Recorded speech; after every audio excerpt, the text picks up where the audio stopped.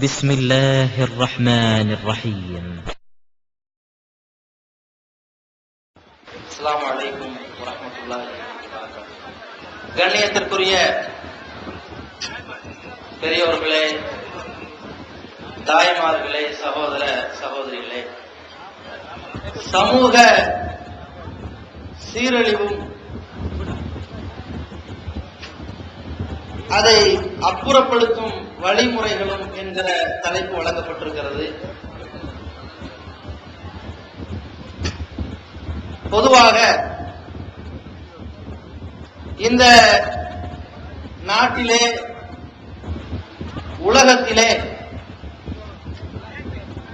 ஒட்டுமொத்த மனித சமுதாயம் ஜாதி மத வேறுபாடு இல்லாமல், இன வேறுபாடு இல்லாமல், மொழி வேறுபாடு இல்லாமல், நிற வேறுபாடு இல்லாமல் அனைத்து மத சமூகத்தையும் சீரழிக்கக்கூடிய பல்வேறு அனாச்சாரங்கள் இன்றைக்கு புறையோடி கிடப்பதை பார்க்கின்றோம். அந்த அனாச்சாரங்கள், அக்கிரமங்கள், அநியாயங்களை எந்த வழியினால் அதை அப்புறப்படுத்த முடியும் என்பதை பற்றிய தீர்வை தேடி இந்த கூட்டத்தில் நாம் எல்லாம் ஒன்று குழுமி இருக்கின்றோம். முதலில் இந்த சமூகம் எல்லா மதத்தவர்களையும் குறிப்பிட்டே சொல்லலாம். இந்துவாகட்டும், கிறிஸ்தவனாகட்டும், நாத்திகனாகட்டும், முஸ்லிமாகட்டும், பௌத்தியனாகட்டும், சீக்கியனாகட்டும், யாராக இருந்தாலும் ஒட்டுமொத்த மனித சமுதாயம் பல்வேறு சீரழிவிலே மாட்டி சிதைந்து சின்னாபின்னம் ஆகிக்கொண்டிருக்கிறது. அந்த சீரழிவுகளை இரண்டு வகையாக பிரித்து, அந்த இரண்டு முக்கியமான பிரிவுகளில் எப்படி இந்த சமுதாயம் நாசமாய் கொண்டிருக்கிறது என்பதை தெரிந்து கொள்வோம். முதலிலே ஆன்மீகத்தின் பெயரால், போலி ஆன்மீகத்தை கற்றவர்கள், கற்பிப்பவர்களின் பெயரால்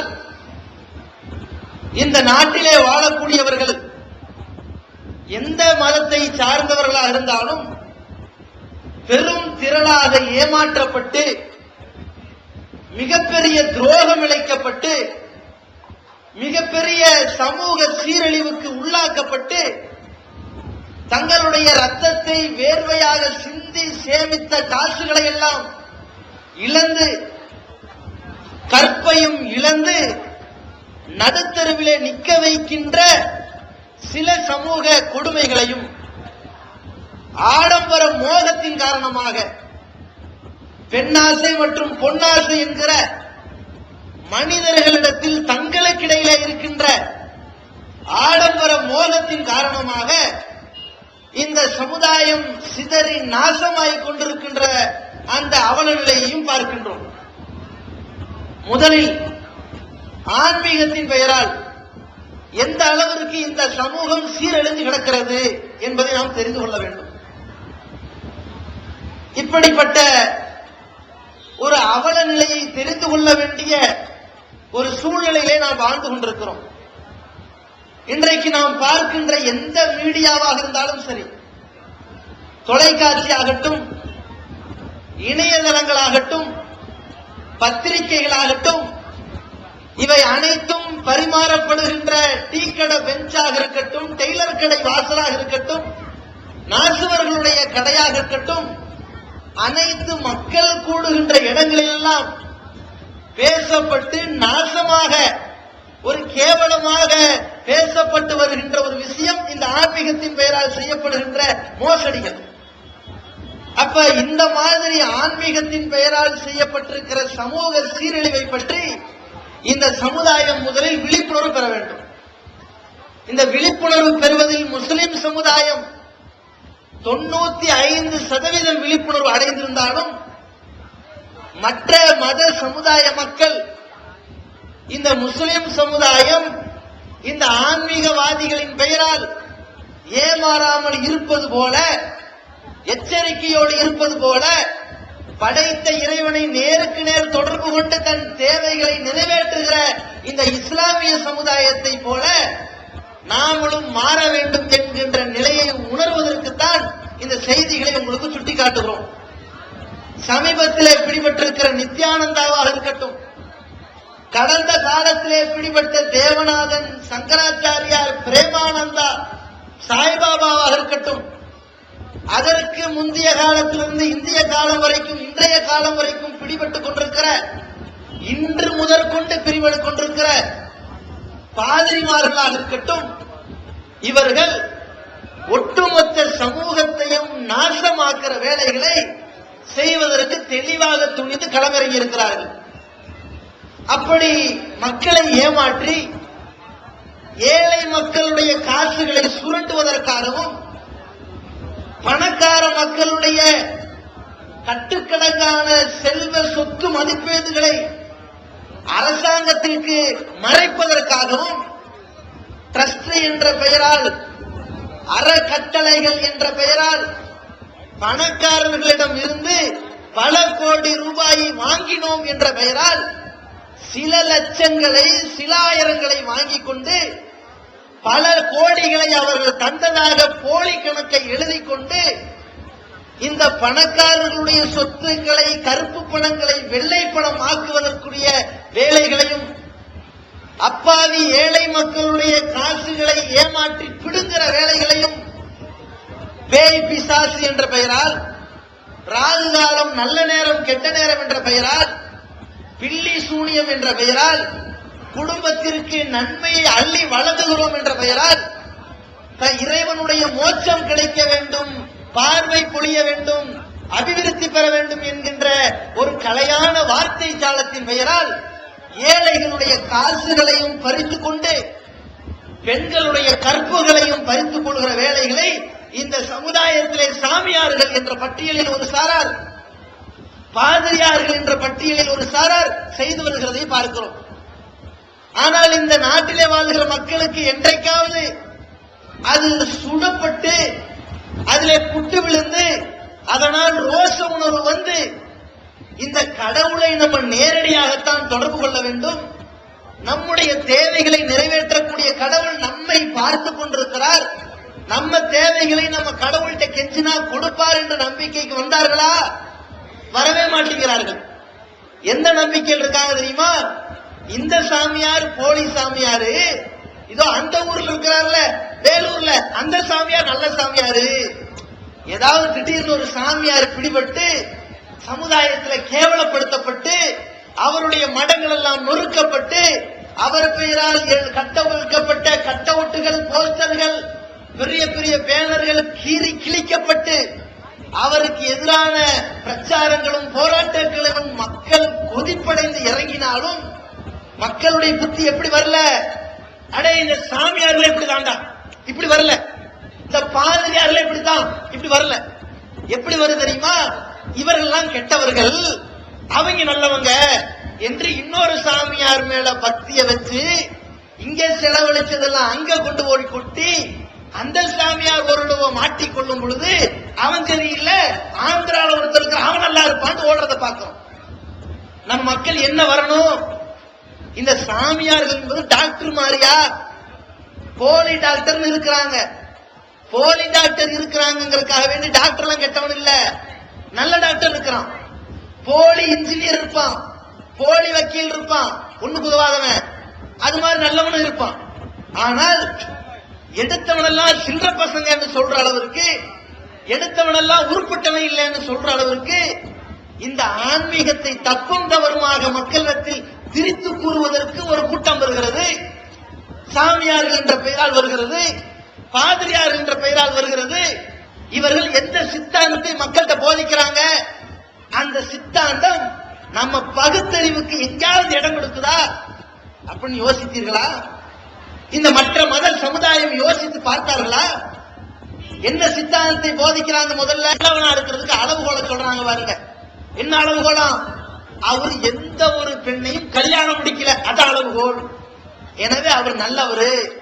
அப்படி நல்லவர்னா எந்த பொம்பளையும் கல்யாணம் முடிக்கலன்னா அவருடைய தேவையை நிறைவேற்றுவதற்கு வாய்ப்பே இல்ல, தேவையை நிறைவேற்ற வேண்டிய அவசியம் இல்ல. அதனால அவர் துறவரம் மேற்கொண்டாரு. எந்த பொண்ணையும் ஏறி எடுத்து எட்டி பார்த்தது இல்லைன்னு சொல்றாங்க. தமிழ்நாடு தௌஹீத் ஜமாஅத்தின் ஆதரவற்றோர் இல்லம் இறைவனுக்கு செய்ய வேண்டிய கடமைகளுக்கு அடுத்தபடியாக பெற்றோரை பேணுவது பற்றி இஸ்லாம் அதிகமாக வலியுறுத்துகிறது. பெற்றோரை பேணாதவர்கள் மறுமையில் வெற்றி பெற முடியாது என்று இஸ்லாம் அறிவுறுத்துகிறது. ஆயினும் இஸ்லாத்தின் இந்த கட்டளையை சில முஸ்லிம்கள் அலட்சியம் செய்து பெற்றோரை வீட்டை விட்டு விரட்டுகின்றனர், பெற்றோரை பிச்சைக்காரர்களாக மாற்றுகின்றனர்.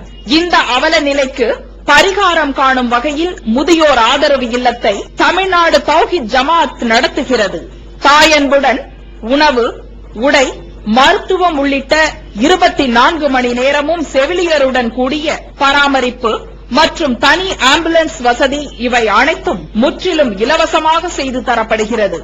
அனாதைகளை அரவணைப்பவரும் நானும் சொர்க்கத்தில் இணைந்திருப்போம் என்ற நபிகள் நாயகம் ஸல்லல்லாஹு அலைஹி வஸல்லம் அவர்களின் அமுத மொழியை ஏற்று அனாதைகளை அரவணைக்கும் இல்லமும் தமிழ்நாடு தௌஹீத் ஜமாஅத் நடத்தி வருகிறது. இப்பணியை தொடர்ந்து செய்திட உங்கள் நன்கொடைகளையும் ஜகாத்தையும் தாராளமாக வாரி வழங்குமாறு கேட்டுக்கொள்கிறோம். உங்களது நன்கொடைகளை டிடியாகவோ செக்காகவோ மணி ஆர்டராகவோ அனுப்பலாம். டிடி அனுப்புபவர்கள் தமிழ்நாடு தௌஹீத் ஜமாஅத் வங்கி கணக்கு எண் 7882748227 இந்தியன் வங்கி மண்ணடி கிளை என்ற பெயரில் எடுத்து அனுப்ப வேண்டிய முகவரி தமிழ்நாடு தௌஹீத் ஜமாஅத் மாநில தலைமையகம் 30 அரண்மனைக்காரன் தெரு, மண்ணடி, சென்னை 1. போன் 044252152226. இதுதான் நல்லவனுக்கு அளவுகோல் சொல்றீங்களே. மற்ற மத மக்கள், இந்த நாட்டில் வாழ்கிற கோடான கோடி இந்து கிறிஸ்துவ மக்களே, நீங்கள் யோசித்து பாருங்கள். ஒருத்தையும் கல்யாணம் முடிக்காத ஒருவன் தான் உண்மையான அப்பாவி, ஒரு கண்ணியமானவன், அவன் தான் பாவத்தை துறந்தவன் என்று ஒரு துறவி சொல்கிறாரே. ஆனால் அப்ப நாட்டில் இருக்கிற கோடான கோடி எல்லாம் பரதேசி பெயர்களா, பாவிகளா, துரோகிகளா, குற்ற பரம்பரைகளா? என்ன யோசிச்சு பார்க்கணும். அட, இந்த கோடான கோடி அப்பாவி மக்கள் கூட இந்த ஒருத்தனுக்கு ஒருத்திங்கிற இந்திய கலாச்சாரத்துல கூட இருந்துகிட்டு அந்த கணவன் மனைவியோடு வாழ்க்கையை கழிச்சுக்கிட்டு விபச்சாரங்கிற மானங்கிட்ட காரியத்துக்கு போகாம இருக்கிறான். எந்த பொண்ணையும் ஏறெடுத்து பார்க்கலங்கிற சாமியார் பட்டியல தூக்குனா ஒரு பொண்ணு பாக்கி இல்லைங்கிற அளவுக்கு சந்தேகப்படுற அளவுக்கு ஆதாரத்தை அள்ளி கொட்டான். இன்னைக்கு இந்த பொண்ணோட வீடியோ வெளிவந்திருக்கிறது. கர்நாடகாவில் பிடிபட்டிருக்கிறார். வேற ஒரு பொண்ணும் இதிலே தொடர்பு இருக்கிறார். அந்த பெண்ணுக்கு 2 எழுத்துல வரும், 4 எழுத்துல வரும், ராகமாக வரும் எழுதிருக்கிறாங்க. பத்திரிகை வியாபாரம் பரபரப்பா ஓடிக்கிட்டு இருக்குது. ஆனால் எந்த பொண்ணையால் விட்டு வச்சிருப்பாரா என்று கேட்கிற அளவுக்கு கேவலப்பட்டவன் எல்லாம் ஒரு துறவியை எப்படி ஏற்றுக்கொண்டீர்கள்? அப்ப என்ன முடிவுக்கு வரணும்? ஒரு மனுஷன் சொன்னா மனிதனுடைய பலகீனம் அனைத்தும் இன்னொரு மனுஷனுக்கு இருக்கணும். ஒரு மனிதன் என்றால் அந்த மனிதனுக்கு இருக்கக்கூடிய எல்லா பலகீனமும் அவனுக்கு இருக்கிறது என்று நம்பினால் இது சரி. மனிதனுக்கு இருக்கின்ற எல்லா தேவைகளும், எந்த பலகீனங்களும் இவருக்கு இல்லைன்னு உலகத்தில் ஒருத்தரை காட்டுங்க பார்ப்போம். உதாரணத்திற்கு ஒரு மனுஷன் 12 மணி நேரம் முழிக்கிறான்னா ஒரு 12 மணி நேரம் வேண்டாம், ஒரு 10 மணி நேரம் வேண்டாம், ஒரு 8 மணி நேரம் வேண்டாம், ஒரு 5 மணி நேரம் தூங்கி ஆகணும். தூங்காத ஒருத்தனை கூட்டு வந்து காட்டுங்க. இந்த நித்யானந்தா வீடியோவில் பார்க்கின்ற இந்த நித்யானந்தா 1978 பிறக்கும் போது பிறந்தவர் தான். இன்றைக்கு வரைக்கும் கண்ணு மூடி தூங்கினது கிடையாதுன்னு சொன்னீர்களா? அப்ப யோசிக்கலாம். என்னடா இது, 78 பிறந்தவர் 2010 வரைக்கும் தூங்கலையா? இப்ப சிலையா? என்னடா ஆச்சரியப்படலாம். ஆதாரம் இருக்குதா? அதை காணோம். அன்று பிறந்தவர் தாயிடத்தில் பாலையும் கூட குடிக்காமல் புறக்கணித்தவர். இன்று வரைக்கும் பச்சை தண்ணி குடிச்சதில்ல. பார்த்தீர்களா? மனிதனுக்கு இருக்கின்ற பசி என்கின்ற பலகீனம் இந்த சாமியாருக்கு இல்ல என்று காட்டினீர்களா? அதை காட்ட முடியல. அதுல மனுஷனுக்கு மனுஷன் கரெக்டா இருக்கிறாரு, நல்லா தூங்குறாரு. நம்ம கஷ்டப்படுறவனும் கூட 6 மணி நேரம் தூங்குனா இவங்க எல்லாம் 18 மணி நேரம் தூங்குற அளவுக்கு நிம்மதியா இருக்கிறாங்க. கஷ்டப்படுறவன் கூட கஞ்சி சோற தின்னா இவங்க பிரியாணியை தாண்டி பல லெவல்ல திங்கிற அளவுக்கு டாப்ல போய்கிட்டு இருக்கிறாங்க.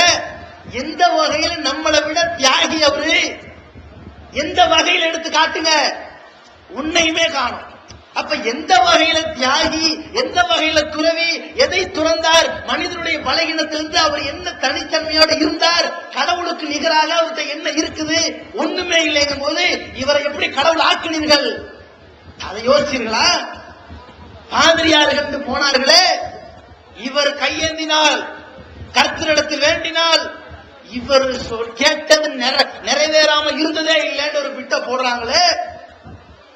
2 நாளைக்கு முன்னாடி 18 சிறுமிகளை ஜெபக்கூட்டம் என்ற பெயரால் பாலியல் பலாத்காரம் செய்து பிடிபட்டார்களே. இப்ப என்ன புத்தி வருது? இவனுக்கு ஒரு மாதிரிதான் இருக்கிறானுங்க, ஆனா அந்த பாதிரியார் நல்லவர்னு போறாங்க. என்ன யோசிக்கணும்? இப்படித்தான் இயேசுநாதர் இருந்தாரா? இப்படித்தான் ஜெப கூட்டங்கள் நடத்தினாரா? இப்படித்தான் தெரு தெருவா கத்துனாரா? இப்படித்தான் பிரார்த்தனைகளை செஞ்சாரா? இப்படித்தான் செய்யணும்னு சொன்னாரா? அட, இயேசுநாதர் சொன்னதாக பைபிள்ல சொல்லப்பட்டிருக்கிறது, நான் காய்ந்த ரொட்டிகளுக்காக அங்கும் இங்கும் அலைந்ததுண்டுன்னு சொல்றாரு. அதான் மனுஷனுக்கு இருக்கிற எல்லா பலகீனமும் எனக்கு இருக்குது, காய்ந்த ரொட்டி துண்டுக்காக நான் அலைந்திருக்கிறேன் அப்படின்னு சொல்றாரு. இந்த இயேசுநாதருக்கு கடவுளுடைய அளவுக்கு தன்மை இல்லை என்று சொல்லும் பொழுது, அவர் பெயரால் ஜெபம் நடத்தி கொண்டிருக்க கூடவர்களுக்கு கடவுளுடைய அந்தஸ்து எப்படி இருக்கு நீங்க நம்பினீர்கள்? யோசித்து பாருங்கள். அப்ப இந்த மாதிரியான பலகீனத்தை பயன்படுத்துறாங்க. இந்த மாதிரியாக கிறிஸ்துவ மதத்திலையும் இது போன்ற இந்து மதத்திலையும் சாமியார்கள் என்ற வேடமிட்டு மக்களுடைய காசையும் கற்பையும் நாசமாக்குகின்ற சதி திட்டங்கள் நடந்து கொண்டிருக்கிறது. இவர்கள் குறித்து அரசாங்கமாவது நடவடிக்கை எடுக்க முடியுதா? முடியும். திணறாங்க அரசாங்கம். ஏன் திணறான் தெரியுமா? ஆட்சியாளரும் சரி, காவல்துறையும் சரி. அதுக்கு 2 காரணம் இருக்குது. ஒரு காரணம், இந்த ஆட்சியாளர்கள் இந்து சமுதாயம் கிறிஸ்துவ சமுதாயத்துடைய ஓட்டு பொறுக்கிகளாக இருக்கிற காரணத்தினால அந்த சாமியார்கள் காலில் விழுந்து, நான் இவருக்கு அடிமை, எனவே எனக்கு உங்க ஓட்டை தாங்க பிச்சை எடுக்க போய் அவனுடைய மோசடிகளுக்கு இவர் ஆதரவு கொடுக்க போயிடுறார். காவல்துறையே நடவடிக்கை எடுக்க முடியல. இப்பேற்பட்ட மன்னர்களா இருக்கிறாங்க, பிரதமரா இருக்கிறாங்க, முதல்வரா இருக்கிறாங்க, முதல்வருடைய சம்சாரமா இருக்கிறாங்க, காலில் விழுகிறாங்கன்னா இவரு மேல நடவடிக்கை எடுத்தா நம்ம கேள்விக்குறி ஆயிருவோமோன்னு பயப்படுறாங்க. அதுக்கப்புறம் என்ன? இவர்களுடைய நிலை இப்படி இருக்குதா? காவல்துறை இன்னொன்னு என்ன பாக்குது? சாமியார் வந்தா மக்கள் கட்டுக்கடமாம செம்மறியாடு மாதிரி ஓடுறான், அவரு மேல நம்ம ஏதாவது எடுத்தா கொந்தளிக்கும், ஆதாரம் கிடைக்காதா அப்படின்னு சொல்லி வயிற்று பசியில எதிர்பார்த்த பூனை மாதிரி எலி எங்காவது கிடைக்காதான்னு தேடுற அளவுக்கு இவனுக்கு மாட்ட மாட்டாங்களா? சின்ன எவிடன்ஸ் கிடைக்காதான்னு அப்படியே எதிர்பார்க்கிற அளவுக்கு சூழ்நிலை ஏன் போச்சு? இவர்களை கிட்ட கூட நெருங்க முடியலங்கிறது காரணமே இந்த மக்கள் மடத்தனமா பின்னாடி போனதுதான். இந்த மாதிரியாக போலி ஆன்மீகம் சொல்லக்கூடியவர்கள், துறவரம் என்ற பெயரால் மக்களை ஏமாற்றக்கூடியவர்கள் வாழ்கிற இந்த நாட்டில் எச்சரிக்கையோடு இருக்க வேண்டிய சமுதாயம், சிந்தித்து உணர வேண்டிய சமுதாயம். அட, ஒரு மனுஷனுக்கு பசி ஏற்படும், ஒரு குழந்தைக்கு பால் தான் இப்ப பசிக்கு உணவு, அதற்கப்புறம் வளரும் போது உணவு தான் பசிக்கு உணவு. அரிசி மாதிரி, பருப்பு மாதிரி, கோதுமை மாதிரி ஏதாவது சாப்பிட்டுக்கோ. இளமை காலம் வந்த பிறகு திருமணம் தான் இவனுடைய கற்பொழுக்கத்திற்கு பாதுகாவல் என்பதை யோசிக்க மறந்துட்டீங்களா? இந்த நேரத்தில் திருமணம் பண்ணாவிட்டால் இவன் ஓரின சேர்க்கை என்கிற ஹோமோசெக்ஸ் பேர் வழியா மாறிவிடுவான். இந்த நேரத்தில் திருமணம் செய்யாவிட்டால் இவன் விபச்சாரத்தில் மூழ்கி விடுவான். இந்த நேரத்தில் திருமணம் செய்யாவிட்டால் இவனை சமுதாயத்தில் கேவலமான ஒரு சூழ்நிலையை அடுத்த முன்னாடி இழுத்துட்டு ஓடிடுவான். இவனை காலாகாலத்திற்கு திருமணம் முடிச்சு கட்டுக்கோப்புள்ளவனை ஆக்கணுங்கிற எண்ணம் ஒரு குடும்பத்துக்கு வருது, ஒரு நாட்டுக்கு ஏன் வரல? அட, ஒரு பிள்ளைய பெற்ற அம்மா அப்பாவுக்கு வருது, 2 பேருக்கு வருது. நம்ம புள்ள கெட்டக்கூடாதுங்க, பார்வை சரியில்லை, பேச்சு சரியில்லை, நடத்த சரியில்லை, காலகாலத்துல கல்யாணம் பண்ணி வைங்க, ஒழுக்கமா வந்துருவான், சரியாயிருவான், கட்டுப்படுவான், திருந்துவான் பேசுற நாம, அட ஒரு சமுதாயமே ஒருத்தனை நம்பி ஏமாறுது. இவனுக்கு ஒரு கல்யாணம் பண்ணி வச்சு திருத்த முன் வந்தீர்களா? இல்ல. அப்ப இந்த மாதிரியாக மனித சமுதாயம், இந்த போலி ஆன்மீகத்தின் பெயரால் ஏமாந்து நாசமாய் கொண்டிருக்கிறதை பார்க்கிறோம். இதன் மூலமாக அவர்களை ஏமாற்றி கொண்டிருப்பவர்கள் என்ன செய்யறாங்க? சட்டவிரோதமான காரியத்தை செய்தாலும் தைரியமா செஞ்சுக்கிட்டு இருக்கிறாங்க. ஏதாவது ஒரு காட்டுல யதார்த்தமா போய் இந்த போலூர்லயோ திருவண்ணாமலை இடையில போய் ஒரு காட்டுக்குள்ள போய் யதார்த்தமா ஒரு மானம் ஏதாவது சந்தன கட்டையோ ஒருத்தர் எடுத்து வந்தான்னா உடனே போலீஸுக்கு கேஸ் கிடைச்சிருச்சு, புல்ரா உள்ளன்னு வச்சிருவாங்க. டிஎன்டிஜே வீடியோ விஷனின் புதிய வெளியீடு. வழிகட்ட கொள்கைகள் வகி அல்லாதவற்றை பின்பற்றலாமா, இமாம்களை பின்பற்றலாமா, சகாபாக்களை பின்பற்றலாமா, இஜ்மா கியாஸ் மார்க்க ஆதாரமாகுமா? இது போன்ற முக்கிய தலைப்புகளில் பிரச்சாரங்களுக்கான 1 மாத பயிற்சி வகுப்பில் சகோதரர் பிஜே அவர்கள் நடத்திய வழிகட்ட கொள்கைகள் என்ற தலைப்பிலான உரையின் முழு தொகுப்பு 3 DVD, விலை ₹90 மட்டுமே. கூறிய செலவு தனி. கிடைக்கும் இடம் டிஎன்டிஜே வீடியோ விஷன், எண் 30, அரண்மனைக்காரன் தெரு, மண்ணடி, சென்னை 1. செல் 9500168989. அவன் கொண்டு வந்து நேரா ஃபாரஸ்ட் ஆபீசர்கிட்ட கொண்டு வந்து ஒப்படைக்கணும். வனத்துறை அதிகாரிகிட்ட ஒப்படைக்கலன்னா பிரச்சனை, அவனுக்கு ஜெயிலு. சல்மான் கான் மான சுட்டான்னு சொல்லி என்ன இழுத்தடிச்சாங்க.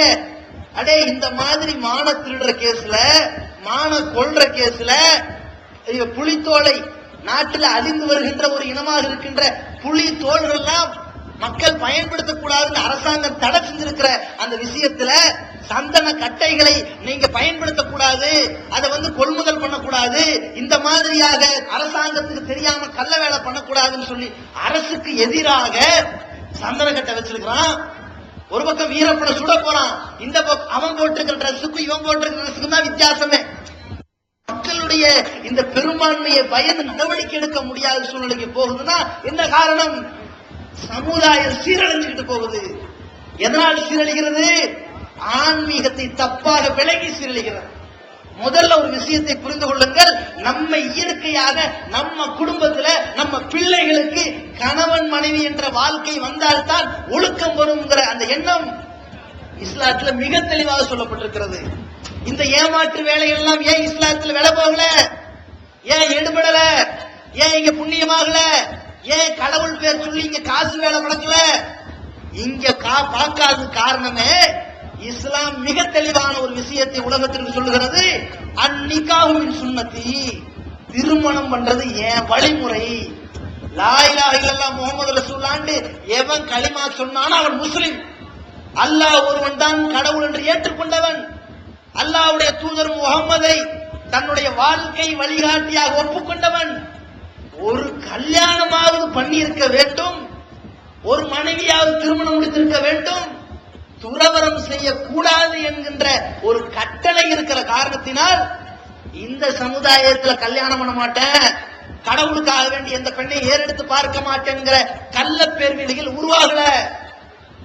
அதையும் தாண்டி ஆங்காங்கே சேக்கு பீரு முறியுதுன்னு சொல்லி அங்கங்க 2 பேர் திரிவாங்க. அவர்கள் அப்பப்ப அடி வாங்கி எஸ்கேப் ஆயிடுவாங்க. அது ஒரு விஷயம், சுருக்கத்துக்கு சொல்லிக்கிறான், அவ்வளவுதான். அதெல்லாம் ஒரு விதிவிலக்கு விதியாகாது. ஒட்டுமொத்த முஸ்லிம்களுடைய நடைமுறைகள்ல எங்கேயாவது துறவரத்தை ஆதரிக்கிறோமா? எங்கேயாவது துறவரத்தை போதிக்கிறோமா? இஸ்லாம் என்ன சொல்கிறது? திருமணம் செய்கிறது இந்த இறை தூதர்களுக்கு கூட இறைவன் ஏற்படுத்தி கொடுத்திருக்கான். பாருங்க, நபிமார்களை பார்த்து இறைவன் சொல்கிறான், வலக்கது அர்சல்னா ருசுலம் மின் கபலிக்க. இறை செய்திகளை இறைவனிலிருந்து வாங்கி மக்கள்கிட்ட போதனை செய்கிறார்களே, அந்த தூதர்களை பார்த்து இறைவன் சொல்கிறான், முகமதே, உனக்கு முன்னால் ஏராளமான தூதர்களை அனுப்பியிருக்கிறோம். வஜஅல்னா லஹும் அஸ்வாஜம் வதுர்ரியா, எல்லாருக்கும் மனைவிமார்களை கொடுத்திருக்கிறோம் இறைவன். யாரும் விதிவிலக்கு கிடையாது, எல்லாம் கல்யாணம் முடிச்சிருக்காங்க. இறைவன் என்ன சொல்ல வர்றான்னா, இறை செய்தியை பெற்று வருகின்ற அற்புதங்களை நிகழ்த்து வருகின்ற நபிமார்கள் கூட விதிவிலக்கு கிடையாது, கல்யாணம் பண்ணியிருக்கிறாங்க. ஏன்? ஆம்பளைன்னா பெண்ணை பற்றி ஆசை வரும், அவதான் ஆம்பளை. பெண் என்றால் ஆணை பற்றிய ஒரு எண்ணம் வரும், அவதான் பொம்பளை. இதான படைப்புடைய இயல்பு. இதை இந்த சமுதாயம் சிந்தித்தால் இந்த சமூக சீரழிவிலிருந்து மிகப்பெரிய அளவில் விடுபடலாம். இதான் இதற்கு சொல்யூஷன். என்ன சொல்யூஷன்? இஸ்லாம் சொல்லுகிற விஷயத்தை கொஞ்சம் எடுத்து பாருங்க. இஸ்லாம் என்ன சொல்கிறது? ஒரே ஒரு அத்தியாயம் போதும். குல் நபியை நீங்கள் சொல்லுங்கள், அல்லாஹு அஹத், இறைவன் ஒருத்தன் தான், கண்டதெல்லாம் இறைவன் கிடையாது. எவனாவது ஒருத்தனை நிக்க வச்சு அவன் பின்னாடி ஒளிவட்டத்தை போட்டா இவர் காலை தொட்டால் இறைவன் காலை தொட்ட மாதிரி ஓயராதீங்க. இவரு கால பிடிச்சா இறைவன் அடைஞ்சிடலான்னு போயிடாதீங்க. அதெல்லாம் கிடையாது. இறைவன் ஒருத்தன் தான், இறைவன் ஒருத்தன் தான் என்று சொல்லிவிட்டு அல்லாஹு சமர், இறைவன் எந்த தேவைக்கும் அப்பாற்பட்டவன். அவனுக்கு பசி இல்ல, இல்ல குழந்தை பாய்க்கும் தேவையில்லை, அம்மா தேவையில்லை, தூக்கம் தேவையில்லை, இறைவனுக்கு என்ன தேவையில்லை? மனிதனுக்கு இருக்கின்ற எந்த பழக்கமும் இறைவனுக்கு தேவையில்லை. அந்த மாதிரி இறைவனுக்கு தேவையில்லை தேவையில்லைன்னு சொல்லி நீ காசு கொண்டு வந்து இறைவனுக்கு கொட்டுறையா? தேவையில்லை. இதற்காக வேண்டி உன்னுடைய வாழ்நாள் உழைப்பு வந்து கொட்ட வரையா? தேவை கிடையாது. எனக்கு கட்டுப்பட்டு பாவம் பண்ணாத போ. இதுதான் இஸ்லாம் சொல்லுது. அப்ப யாரையாவது நம்பி என்ன பிடிச்சு வாங்க சொல்லுதா? சொல்ல. யா இபாதி அல்லதீன அஸ்ரஃபு அலா அன்ஃபுஸிஹிம், தங்களுக்கு தாங்களே பாவம் செய்து கொண்ட அடியார்களே, பாவம் செய்து பாவிகளாக தெரிந்து கொண்ட அடியார்களே, லா தக்னது மின் ரஹ்மத்தில்லாஹ், அல்லாஹ்வுடைய அருள் விஷயத்துல இறைவன் உங்களுக்கு மன்னிப்பு கொடுப்பானா, அருள் புரிவானா, உங்களை ஏத்துக்குவானாங்கிற விஷயத்துல நம்பிக்கை இழந்தாதீங்க. இன்னல்லாஹ் யக்ஃபிரு ذுனூப ஜமீஆ, இறைவன் எல்லா பாவத்தையும் மன்னிப்பான், நீ மன்னிப்பு கேளு. அட ஒருத்தன் இறைவன் மன்னிப்பு தரதுக்கு என்னடா தகுதி? பிச்சைக்காரன் பிச்சை எடுக்கிறதுக்கு என்ன தகுதி? அவன் பிச்சைக்காரன் இருக்கிறதான் தகுதி. பணக்காரன் இருந்து பிச்சை எடுக்க முடியுமா? முடியாது. சட்டை கிழிஞ்சிருக்கணும், செருப்பு இல்லாம இருக்கணும், வயிற்றுல பசியோடு இருக்கணும், சோத்துக்கு வழி இல்லாம நிற்கதியா நிற்கும் பொழுது ஒண்ணுமே இல்ல போடுங்கன்னு கேட்கறது தகுதி. பாவ மன்னிப்பு கேட்கறதுக்கு என்ன தகுதி?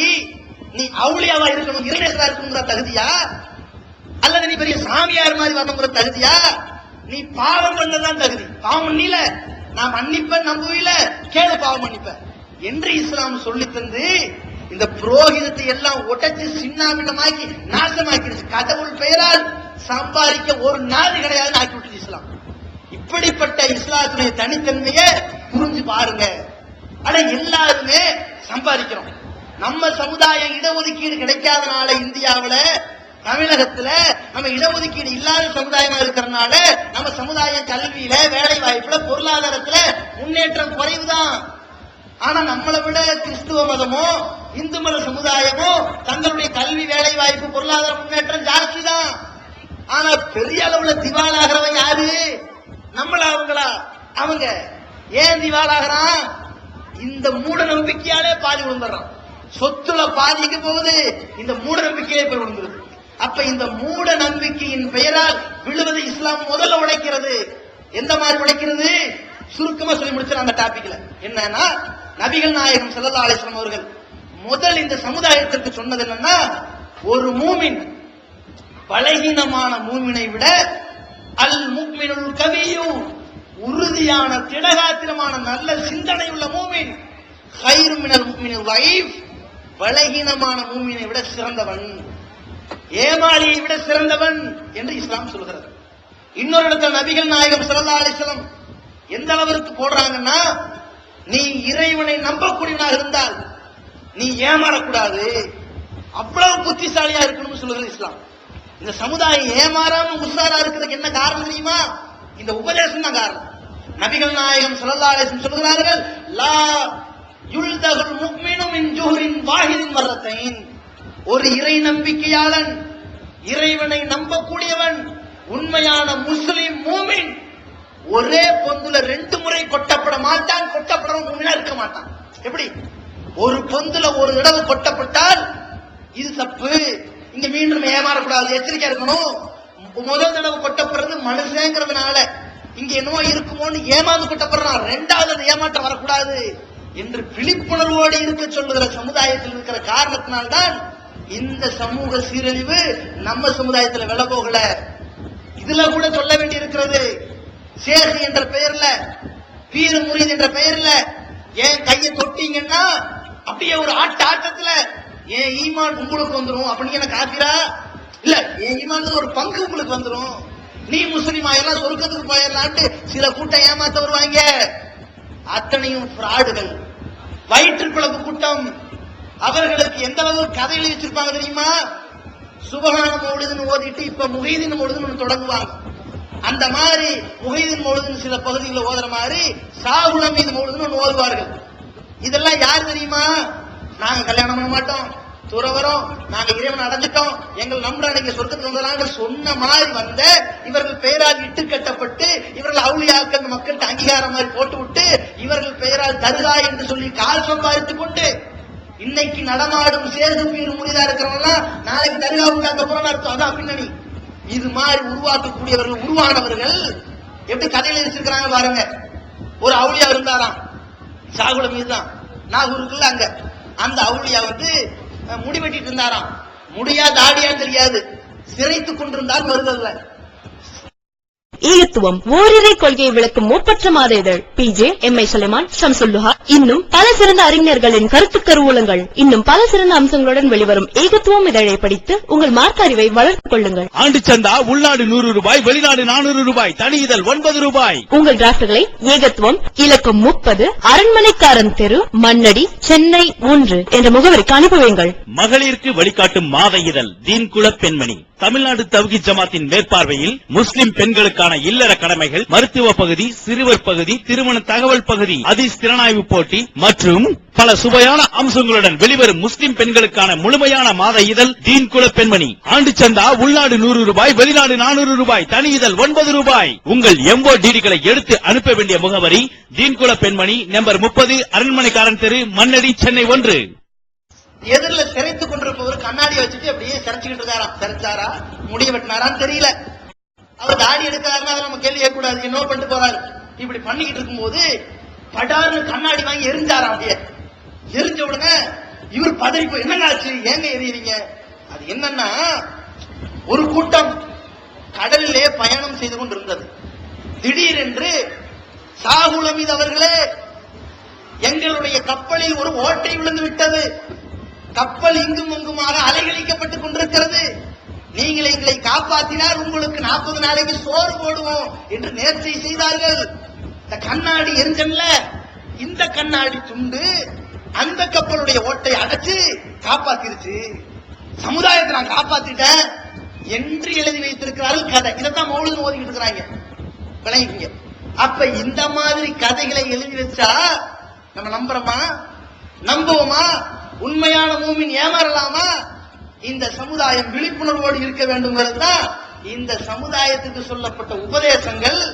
இந்த சமுதாயம் விழிப்புணர்வோடு ஏமாற்றம் அடையாமல் சுதாரிப்போடு இருக்க வேண்டும் என்று உருவாக்கப்பட்ட அந்த வார்த்தெடுக்கப்பட்ட வழிமுறையினால்தான் இந்த மாதிரி மூட நம்பிக்கைக்கெல்லாம் விலை போகாமல் இருக்கிறார்கள். அப்பாவி முஸ்லிம்கள், பாவர முஸ்லிம்கள் சில பேர் இந்த பில்லி சூனியம், ஜாது, பாதுண்டு எதுலையாவது ஏமாந்து போறீங்கன்னா எச்சரிக்கையோடு இருங்க. இவர்கள் எல்லாம் அடுத்த நித்யானந்தா என்று எச்சரிக்கையோடு இருக்குங்க. இந்த சமுதாயத்தை, சமூகத்தை ஒட்டுமொத்தமாக சீரழிக்கக்கூடிய ஆன்மீகத்தின் பெயரால் ஏற்படுகின்றது, போலி ஆன்மீகத்தை சொல்லி அவர்கள் பெயரால் ஏற்படுகின்ற அந்த ஏமாற்றத்திற்கு ஒரே வழி, மக்கள் விழிப்புணர்வோடு இருக்க வேண்டும். விழிப்புணர்வோடு இருக்க வேண்டும் என்று சொல்லுகிற மார்க்கத்தை தேர்ந்தெடுக்க வேண்டும். இதான் வழி. இரண்டாவது, இந்த சமுதாயத்தில் இந்துவாகட்டும், கிறிஸ்துவனாகட்டும், முஸ்லீம் ஆகட்டும், யாராகட்டும், 2 வகையான ஆசாபாசத்தில் அடிமைப்பட்டு ஏராளமான அழிவுக்கு அடிபடுகின்ற சூழ்நிலைக்கு போகிறார்கள். என்ன மாதிரியான அடிமை? காசாசை பிடித்தவர்களாக, பணநெறி பிடித்தவர்களாக, பிணமாகும் வரைக்கும் இந்த பேராசை கொண்ட புத்தி சில பேர், பல பேருக்கு இருக்கிறத பார்க்கிறோம். அதன் வெளிப்பாடாக ஏற்படுகின்ற சமூக கொடுமை என்ன? ஒன்று வரதட்சணை, இன்னொன்று வட்டி, அதை தாண்டி கொலை. இந்த வரதட்சணை, வட்டி, கொலை, சூதாட்டம்ங்கிற இந்த மாதிரியான சமூக கொடுமைகள், தீமைகள் ஒவ்வொரு குடும்பத்தையுமே விட்டு வைக்காததுக்கு என்ன காரணம் தெரியுமா? நபிகள் நாயகம் ஸல்லல்லாஹு அலைஹி வஸல்லம் அவர்கள் சொன்ன உபதேசத்தை இந்த சமுதாயம் மறந்த காரணம். என்ன சொன்னார்கள்? அத்துன்யா சிஜ்னுல் முஃமின், மக்களே தெரிந்து கொள்ளுங்கள், இந்த உலகம் என்பது மூமின்களுக்கு சிறைச்சாலையாக இருக்கிறது. ஜன்னத்துல் காஃபிர், இந்த மார்க்கத்தை ஏற்காதவர்கள், நம்ப மறுத்தவர்களுக்கு சிறைச்சாலையாக இருக்கிறது. அப்ப மூமின்கள் நம்ப மறுத்தவர்களுக்கு சொர்க்க பூஞ்சோலையாக இருக்கிறது, மூமின்களுக்கு சிறைச்சாலையாக இருக்கிறது. அப்ப மூமின்கள் எப்படி நடந்துக்கணும்? ஒரு சிறைச்சாலையில எப்படி விருப்பப்பட்டதை சாப்பிட முடியாதோ, விருப்பப்பட்ட அளவுல ஓட முடியாதோ, சுத்த முடியாதோ, எதிர்பார்த்தது கிடைக்காதோ, அது மாதிரி உலகத்துல இருக்குன்னு நினைக்கணுமா வேண்டாமா? நபிகள் நாயகம் ஸல்லல்லாஹு அலைஹி வஸல்லம் அப்துல்லா பின் உமர் என்கிற ஒரு நபித்தோழரை கூப்பிட்டு ஒரு செய்தியை சொல்கிறார்கள். இந்த அப்துல்லா பின் உமர் ரலியல்லாஹு பார்த்து நபி ஸல்லல்லாஹு அலைஹி வஸல்லம் என்ன செய்தியை சொன்னார் என்று சொல்வதற்கு முன்னால் அவருடைய தியாகத்தை நீங்க தெரிஞ்சுக்கணும். உமர் பின் ஹத்தாப்னு சொல்லுவோமே, உமருடைய அந்த ஆட்சி காலம் இந்தியாவுக்கு வந்தால் இந்தியா எங்கேயோ திருந்திரும் சொல்லி காந்தி சொன்னாரு. அந்த உமர் பின் ஹத்தாபுடைய மகன் அப்துல்லா. இந்த அப்துல்லா பின் உமர் அவர்கள் 12-13 வயசுல இருக்கும் பொழுது சத்திய இஸ்லாத்தை ஏற்ற சந்தர்ப்பத்தில் தன் தகப்பனார் உமரோடு மக்கமா நகரத்தில் இருந்து தன் குடும்பத்தையும் சொந்த பந்தத்தையும் உற்றார் உறவினர்களையும் அண்டை வீட்டார்களையும் நெருங்கிய நண்பர்களையும் தோழர்களையும் தூக்கி எறிந்தவர்களாக, காசு பண பேராசை எல்லாம் புறக்கணித்தவர்களாக மதீனா நகருக்கு வந்தாரே. அப்படிப்பட்ட சிறுபிள்ளை எந்த அளவிற்கு என்றால், உமர் ரலியல்லாஹு ஆட்சி காலம் வருகிறது. உமர் ரலியல்லாஹு மக்கள் கேட்கிறாங்க, உமர் ரலியல்லாஹு அவர்களே, மக்களுடைய பொது நிதி சொத்து பைத்துல் மால் இருக்குல்ல, இந்த பைத்துல் மால்ல இருந்து காசை எடுத்து நீங்க முஹாஜிர்களுக்கு, மக்காவிலிருந்து மதீனாவுக்கு ஹிஜ்ரத் செய்து தியாகம் செய்தவர்களுக்கு அள்ளி வழங்குறீங்களே, அதுல எல்லாருக்கும் 4000 திருகங்களை கொடுக்கறீங்க. ஆனா உங்க மகன் அப்துல்லா சின்ன பிள்ளையா இருந்தே ஹிஜ்ரத் செஞ்சு வந்தவர், அவருக்கு வெறும் 3500 கொடுக்கறீங்களே, நீங்க அநியாயம் பண்ற மாதிரி தெரியுதே. ஊருக்கெல்லாம் 4000 திருகம் அதற்கு சன்மானம். இவர் உங்க புள்ள சின்ன பிள்ளையா ஹிஜ்ரத்துக்கு வந்தாரு, அவர் சின்ன பிள்ளையா இருக்கும் போதே ஹிஜ்ரத் செய்து வந்தார், நாடு துறந்து வந்தார் என்பதற்காக வேண்டி நீங்க என்ன பண்ணிருக்கணும், 5000 கொடுக்கணும்ல, நீங்க என்ன பண்றீங்கன்னு கேட்டா 3500 கொடுக்குறீங்க, இது சரியில்லைன்னு கேட்கிறாங்க. அப்ப உமர் ரலியல்லாஹு அவர்கள் சொல்கிறார்கள், தோழர்களே, நீங்கள் ஹிஜ்ரத் செய்து உங்கள் சொந்த பூமியிலிருந்து மதீனாவுக்கு வரும் பொழுது உங்களோடு உற்றார் உறவினர் வரவில்லை, சொந்த பந்தம் வரவில்லை. ஆனால் என்னுடைய மகன் அப்துல்லா ஹிஜ்ரத் செய்து வரும் பொழுது அவருக்கு பக்கபலமாக நான் வந்தேன்ல, அதான் 3800 சொல்கிறார். அந்த அளவிற்கு சிறு பிள்ளையாக இருக்கும் பொழுது ஹிஜ்ரத் செய்து வந்த இந்த அப்துல்லா பின் உமர் ரலியல்லாஹு அவர்களை பார்த்து நபிகள் நாயகம் ஸல்லல்லாஹு அலைஹி வஸல்லம் எப்பேற்பட்ட தியாகி, எப்பேற்பட்ட உலக ஆடம்பரத்தை தூக்கி காலுக்கு கீழே போட்டு மிதித்தவர், அவரை பார்த்து நபிகள் நாயகம் ஸல்லல்லாஹு அலைஹி வஸல்லம் சொல்கிறார்கள், குன் ஃபி துன்யா கஅன்னக கரீம். அப்துல்லா பின் உமரே, நீ உலகத்துல வாழும் பொழுது இந்த உலகத்துக்கும் உனக்கும் சம்பந்தம் இல்லாத அந்நியனை போன்று இருந்து கொள். அஜ்னபின்னு சொல்லுவீர்களே உருதுல, மனைவி அடுத்த ஆண்களை பார்ப்பதற்கு முன்னால் அந்நிய ஆண் அஜ்னபிகள் சொல்வீர்களே, அது மாதிரி இந்த உலகம் அஜ்னபி, என்னடா இந்த உலகம் என்று வெறுக்கிற மாதிரி வாழு. அவ் ஆபிரி சபீல், அல்லது இந்த உலகத்துல நீ ஒரு முசாஃபிர் மாதிரி இருந்துட்டு போ. வெளியூர் இருந்து ஊருக்கு வரோம், இடையில ஒரு ஊர்ல நிப்பாட்டுறாங்க, டீ சாப்பிட்டு பஸ் ஏறிடுவோம், அது மாதிரி இருந்துட்டு போ. அதான் நீ பிறந்ததீங்க, அங்க போறது சொர்க்கத்துல, இடையில இறங்கின இடமா இருந்துட்டு போ என்று நபி ஸல்லல்லாஹு அலைஹி வஸல்லம் சொன்னார்களே. இப்பேற்பட்ட தியாகிக்கே அல்லாஹ்வுடைய தூதருடைய உபதேசம் என்றால் நம்ம மக்கள் எந்த அளவுக்கு யோசிச்சு பாருங்க. நம்ம மக்களுடைய புத்தி எந்த அளவுக்கு பேர் வச்சு கிடக்குது. வரதட்சணைங்கிற பேர்ல பேய் பிடிச்சு திரியணும்னு சொல்ற அளவுக்கு பேய் கிடையாது, அந்த அளவுக்கு பைத்தியம் பிடிச்சு, பேய் பைத்தியம் தானே, பேய் பிடிச்சுன்னு சொல்றதா என்ன பைத்தியக்காரன் தானே, பைத்தியக்காரன் தானே பேய் பிடிச்ச சொல்றான். பைத்தியம் பிடிச்சு பண பைத்தியம் பிடிச்ச அளவிற்கு காசு நெறி பாருங்க. மாப்பிள்ளைக்கு பொண்ணை தேடுறான் தேடுறான் தேடுறான், எங்க ஜாஸ்தி தருவாங்க, எங்க 40 கிடைக்கும், என்ன பவுனு, எங்க 40 லட்சம் கிடைக்கும், 4 லட்சம் கிடைக்கும், 10 லட்சம் கிடைக்கும், காசாசை பிடித்தவர்களாக, பணத்தாசை பிடித்தவர்களாக ஏதாவது வகையில் நமக்கு செலவு மிச்சமாகாதா? நிச்சயத்துக்கு எவ்வளவு கிடைக்கும், நிஸ்பத்து இதுக்கு எவ்வளவு கிடைக்கும், அதுக்கப்புறம் ஒரு விருது போடுவாங்க, அதுல என்ன திங்கலாம், அதுல ஏதாவது ட்ரெஸ் கிடைக்குமா, அதுக்கப்புறம் கல்யாணத்துல நிக்காதா வச்சு போடுவாங்க, பெண் வீட்டுல இருந்து தொழுது மக்கள் அதிகம் இருக்குமே, அது கிடைக்குமா, அதுக்கப்புறம் கல்யாணத்தன்னைக்கு மாப்பிள்ளை செலவு பண்ண விடாம பெண் வீட்டுல இருந்தே நல்லா செலவு பண்ணி கல்யாணம் பண்ணிப்பாங்களா, பெரிய மண்டபம் பார்ப்பாங்களா, மொத்த சோறு நம்மால் கிடைக்குமா, அவன் மண்டபம் பார்ப்பான், அவன் செலவு பண்ணுவான், திங்கிறதெல்லாம் எங்க ஆள்கிட்ட இருந்து 500 பேர் வருவாங்க, இடம் முடிச்சு சோத்து வாங்கி கொடுக்கலாமா, பொட்டலத்தை இலை வச்சு கொடுத்துடலாமா, வீடியோ எடுக்கிறது யாரு, அது காசு கட்டுறது நீ, கேசட் எனக்கு கொடுக்கணும், மொய் பணத்தை நான் வசூல் பண்ணுவேன், அது ஒரு வரிசை சீர்வரிசை, அதுல கிடைக்கிற காசு, அதுக்கப்புறம் ஒரு ஜும்மா நாள் வந்துருச்சுன்னா ஜும்மைக்கு தாவத்துன்னு வைப்பாங்க, என்னட்டா கல்யாணம் ஆகி தலை தீபாவளி சொல்லுவாங்கல்ல, என்ன கல்யாணம் ஆனா முதல் தீபாவளி வருது இல்ல, அந்த தலை தீபாவளியா. அது மாதிரி இவங்க ஸ்டார்ட் அப்படி காப்பி அடிச்சு எந்த பிராடு வேலைகள், பித்தலாட்ட வேலைகள், சுரண்ட வேலைகள் எல்லாம் காப்பி அடிச்சு முதல் சும்மா அவனாவது தீபாவளிக்கு தான் தலையங்கிறான், இவன் சும்மாவிலேயே தலையன்றான் பாருங்க. ஜும்மைக்கு தாவத்து இல்ல, வியாழக்கிழமை கல்யாணம் ஆயிருக்கும், டெல்லி வந்துச்சா இன்னைக்கு ஒரு தாவத்து போடுறாங்க. அடே 4 நாளா இந்த பிரியாணி என்னடா செமிக்குதா, சொல்றதுக்கே கேவலமா இருக்கிற மாதிரி நடந்துக்கிறார்கள் ஆண் மகன்கள். மாப்பிள்ளை வீட்டார்கள் எப்படி இருக்கிறான், கல்யாணத்துல இருந்து அதுக்கு சும்மா வந்து அதுக்கு ஒரு இருந்து அதுக்கப்புறம் ஒரு சபை பலத்திக்குமா, அது இஸ்லாத்துல கிடையாது. அதுக்கு ஒரு ட்ரெஸ் வாங்கிட்டா, எழுத்துறது அங்க இஸ்லாத்துல ரசூலுல்லாஹி 27 எழுத்து வரும் சொல்லல, அதுக்கு ஒரு ட்ரெஸ் வாங்கிட்டா, ரமலான் வரும் அதுக்கு ஒரு ட்ரெஸ் வாங்கிட்டா, அதுக்கப்புறம் பொண்ணு பிரசவமாகும், அதெல்லாம் நீங்க செலவு பார்த்துக்க. பேர் மட்டும் எங்க வீட்டுல தான் இருக்கும், எங்க காந்தான், எங்க குடும்பம், எங்க பாரம்பரியம், அவங்க இதுல மட்டும் கரெக்டா இருக்கலாம். உணர்வு முஸ்லிம் சமுதாயத்தின் நம்பர் 1 தமிழ் வார இதழ். உறங்கி கிடந்த முஸ்லிம்களின் உணர்வுகளை தட்டி எழுப்புவதில் 13 ஆண்டு கால வரலாற்று சாதனை படைத்த ஒரே இதழ் உணர்வு.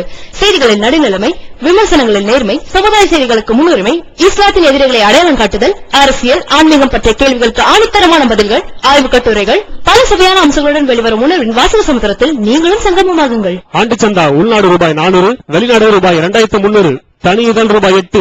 உங்கள் டிராஃப்ட்களை Muslim media trust number 7 Vadamaraikka street 2nd floor Mannadi Chennai 1 என்ற முகவரிக்கு அனுப்பி வையுங்கள். இந்த மாதிரி வாங்கி திங்கிற சமுதாயமா இருக்கிறானே, என்ன காரணம்? ஒரு பக்கம் இப்படி பெண் வீட்டார்ல இப்படி ஏழையா இருக்கிறான்னா நம்மகிட்ட வருது பாய், இன்னைக்கு ஏற்றிட்டு சொன்னாங்களே, வீரமுறை பேசிட்டு போனார்களே, அது ஒரு நல்ல அளவா சொல்லுங்க அப்படி பாங்கிறது. 4 பெண்ணை பெற்றவர், அவர்கிட்ட இறையற்ற எப்படி இருக்கணும்? எனக்கு 4 ஆம்பளை பையன் 4 பொம்பளை பிள்ளை, 4 ஆம்பளை பையனுக்கும் வாங்காம கட்டுவேன், 4 பொம்பளை பிள்ளைக்கு கொடுக்காம கட்டணும் இருக்கணுமா? இவன் எப்படி இருப்பான் தெரியுமா?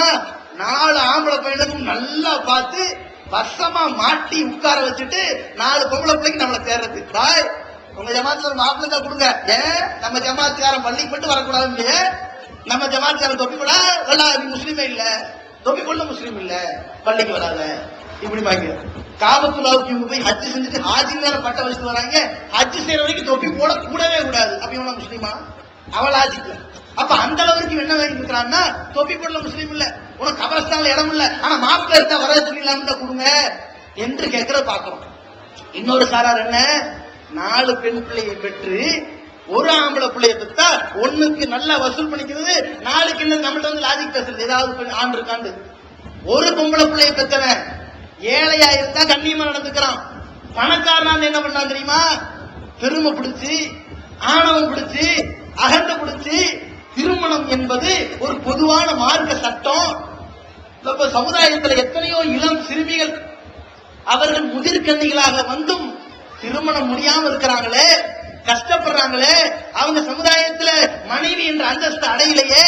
என்ன காரணம்? வரதட்சணைங்கிற கொடுமைதான காரணம். அந்த வரதட்சணைங்கிற கொடுமை நடக்கக்கூடிய இந்த சூழலை அழிப்பதற்கு பெண் வீட்டு தரப்பிலிருந்து நாம முயற்சி பண்ணணும் என்று உணர்ந்து, என்னுடைய பெண்ணா இருந்தாலும், நான் ஒரு கோடீஸ்வரனா இருந்தாலும், என் மாப்பிள்ளைக்கு நான் எதையும் கொடுக்காம என் பொண்ணு டீசெண்டா கல்யாணம் நினைக்க போறேன்னு பண்றானா?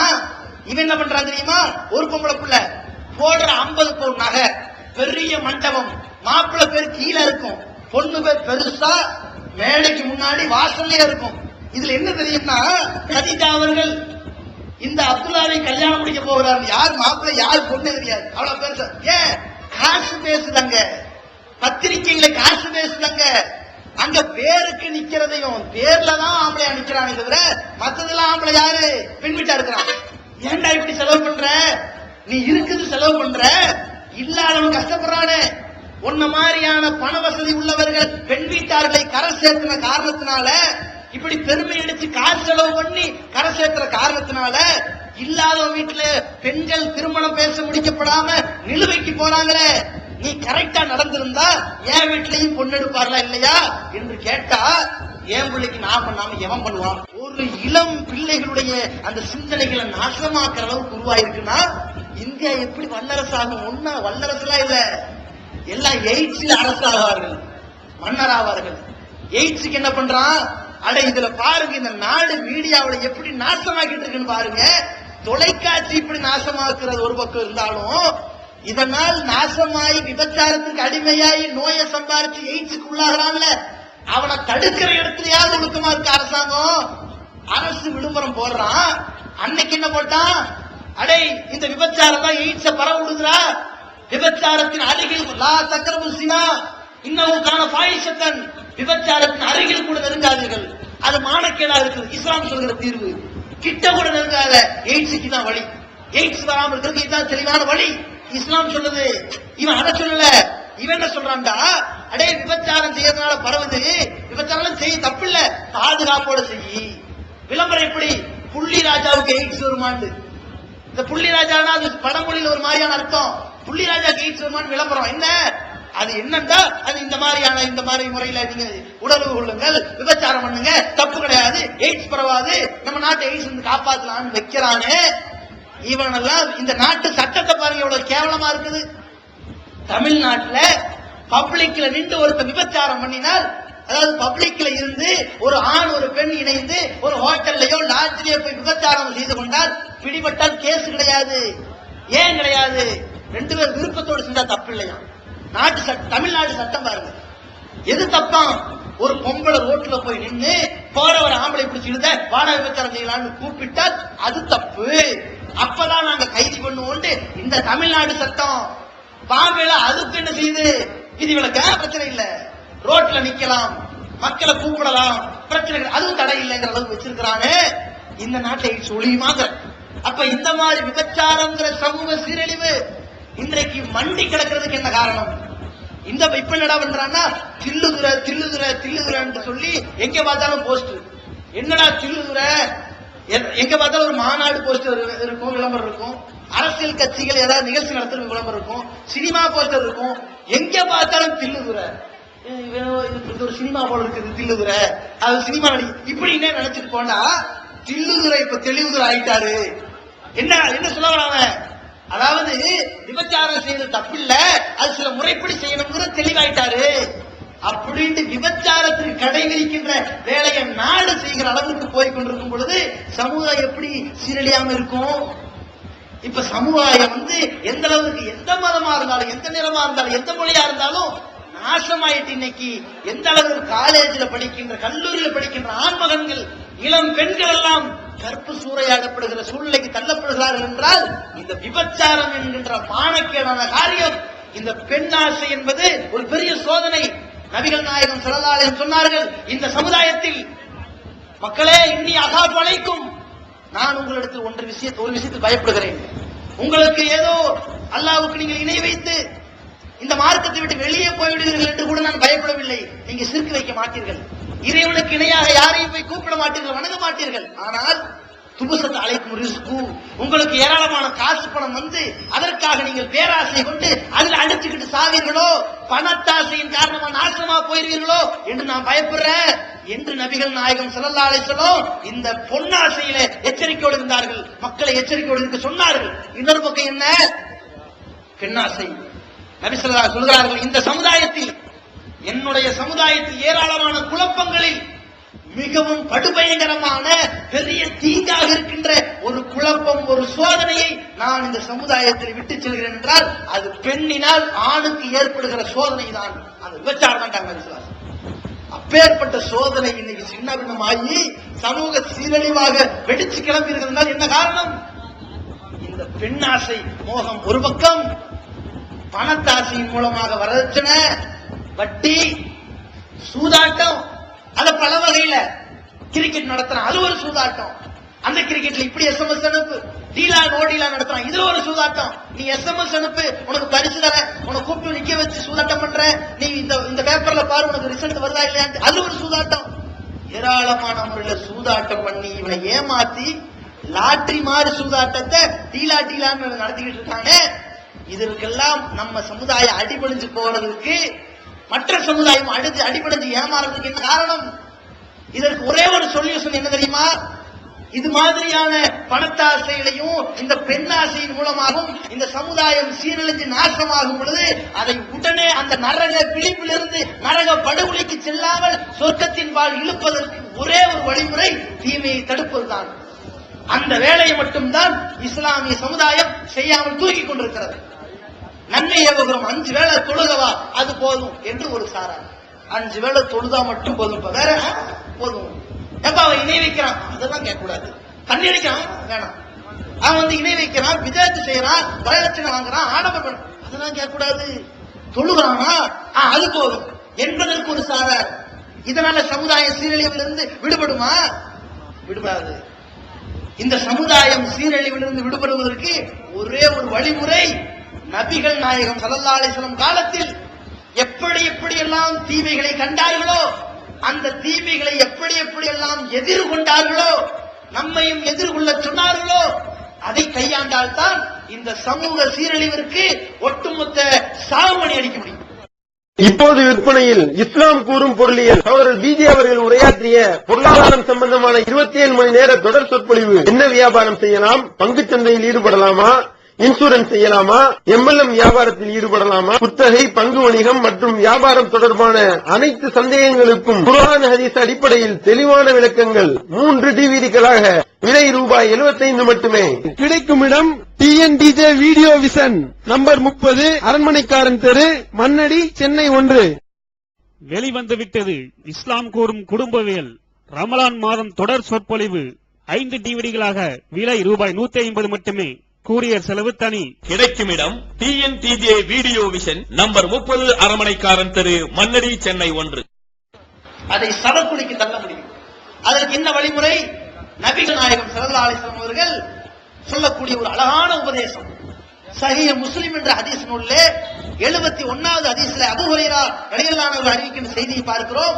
நபி ஸல்லல்லாஹு அலைஹி வஸல்லம் சொல்கிறாங்க, மன் ரஆ மின்கும் முன்கரன், உங்களில் யாராவது தீமையை கண்டால் ஃபல்யுகையிர்ஹு பியதிஹி, அந்த தீமையை தன் கரத்தால் தடுக்கட்டும். ஃபமன் ஜாஹதஹு பியதிஹி, மக்களிடத்தில் தீமைகள் பெறும் பொழுது அதை கரத்தால் யார் தடுக்கின்றானோ ஃபஹுவ முஃமின், அவன் இறை நம்பிக்கையாளன். ஃபமன் ஜாஹதஹு பிலிசானிஹி, யார் அந்த தீமைகளை நாவினால் தடுக்கிறானோ ஃபஹுவ முஃமின், அவன் இறை நம்பிக்கை கொண்டவன். ஃபமன் ஜாஹதஹு பிகல்பிஹி, யார் மனதால் அந்த தீமையை செய்யக்கூடாது என்று ஒதுக்கிக் கொள்கிறானோ அவனும் மூமின் தான், இறை நம்பிக்கை கொண்டவன் தான். இதற்கு பிறகு யார் அந்த பாவத்தை ஆதரிச்சாலும், எந்த வகையில் ஆதரிச்சாலும், இவன் உள்ளத்தில் ஈமான் கடுகளவு கூட கிடையாது. யோசித்து பாருங்கள். இன்றைக்கு வரதட்சணை என்கின்ற வன்கொடுமை இன்றைக்கு இந்த அளவுக்கு புறையோடி கிடப்பது என்றால் இதற்கு மிகப்பெரிய காரணம் ஜமாத். ஜமாத்தால் என்ன யோசிக்க வேண்டும்? எதற்கு ஜமாத் இருக்கிறது? எதற்கு ஊர் மக்களை எல்லாம் இணைத்து ஒரு கமிட்டி? எதற்கு ஒரு பள்ளிவாசல் ஜமாத்தார்கள்? தொப்பி போடாத வரக்கூடாது, வெளியே நின்று துரத்தி விடுறதுக்கா? இந்த மாதிரி சீர்திருத்தம் பேசினால், இறையச்சத்தை பேசினால், மக்களை சொர்க்கத்தின் பக்கம் அழைத்தால் உனக்கெல்லாம் கபரஸ்தானில் இடம் பெற மாட்டோம் சொந்தம் கொண்டாடுறதுக்கா? 6 அடி நிலத்துக்கு சில்லறத்தனமான பிரச்சனை பண்றதுக்கா? எதுக்கு ஜமாத்து? எதுக்கு ஜமாத்து? நாட்டுல சமூக கொடுமையினுடைய உச்ச விட்டத்திற்கு போயிருக்கிறான். பெட்ரோல் விலை உயருது, டீசல் விலை உயருது, எல்லா பொருள் விலையும் உயருது. எல்லா பொருள் விலையும் உயர்றதுக்கு ஒரே காரணம் பெட்ரோல் டீசல் விலை. அது மாதிரி சமுதாயத்தில் வட்டி வாங்குறான், ஏண்டா வாங்குற, வரதட்சணை காரணமா இருக்குது. கொலை பண்றான், ஏண்டா வாங்குற, வரதட்சணை காரணமா இருக்குது. கொள்ளை அடிக்கிறான், ஏண்டா, வரதட்சணை. லஞ்சம் வாங்குறான், ஏண்டா, வரதட்சணை. ஊழல் பண்றான், ஏண்டா, வரதட்சணை. எல்லா தற்கொலை பண்ணிக்கிறான், அதுக்கு வரதட்சணையா இருக்குது. சமுதாயத்துல கையேந்தி பிச்சை எடுக்கிறான், இந்த சமுதாயம் யாசனம் பண்ற சமுதாயம் போகுது, அது காரணம் வரதட்சணை. இன்னைக்கு முதிர்கண்ணிகள் எல்லாம் விபச்சாரம் பேர்ல அடுத்தவனோட ஓடி போகிற ஒரு அவலநிலைக்கு வருகிறார்கள் என்றால் அதுக்கு வரதட்சணை. எங்க பார்த்தாலும் வரதட்சணை சொல்லி சாத்து செத்துகள் கிடக்கிறான். இந்த மாதிரி சவக்குழிக்கு சென்று கொண்டிருக்கிற இளம் சமுதாயத்தை காப்பாற்ற வேண்டிய கடமைக்கு ஜமாத் என்ன செய்தது? ஒரு சின்ன முள்ளெடுத்து போட்டுச்சா? வரதட்சணை வாங்கி நடத்தப்படுகிற திருமணத்திற்கு தப்தர் தர மாட்டேன் சொன்னீர்களா? எதற்கு சொல்வார்கள் தெரியுமா? எங்கோ ஒரு அப்பாவி இறந்து கிடப்பான், அவனை இந்த ஜமாத்துக்கார ஏறெடுத்து எவனும் பார்க்காம இருக்கும் பொழுது மனித நேயத்தினால் இறந்து கிடக்கிறவனை தூக்கிட்டு வந்து அடக்கம் பண்ணுங்க என்று சொன்னா குழி தர மாட்டோம், குழி தர மாட்டோம் நிக்கிற ஒரு சாரார் வரதட்சணை வாங்கி நடத்தப்படுகிற கல்யாணம், மேடை போட்டு அலங்காரப்படுத்தி ஆடம்பரப்படுத்தி மாலை போட்டு வாழைமரம் கட்டி நோட்டீஸ் அடித்து பிரமத கலாச்சாரத்தை அப்படியே காப்பி அடித்து பின்பற்ற மூலத்தனமான நபிகளாயகருடைய ஒட்டுமொத்த திருமண வழிமுறையை அப்படியே தடமுறை செய்துவிட்டு நடத்தப்படுகிற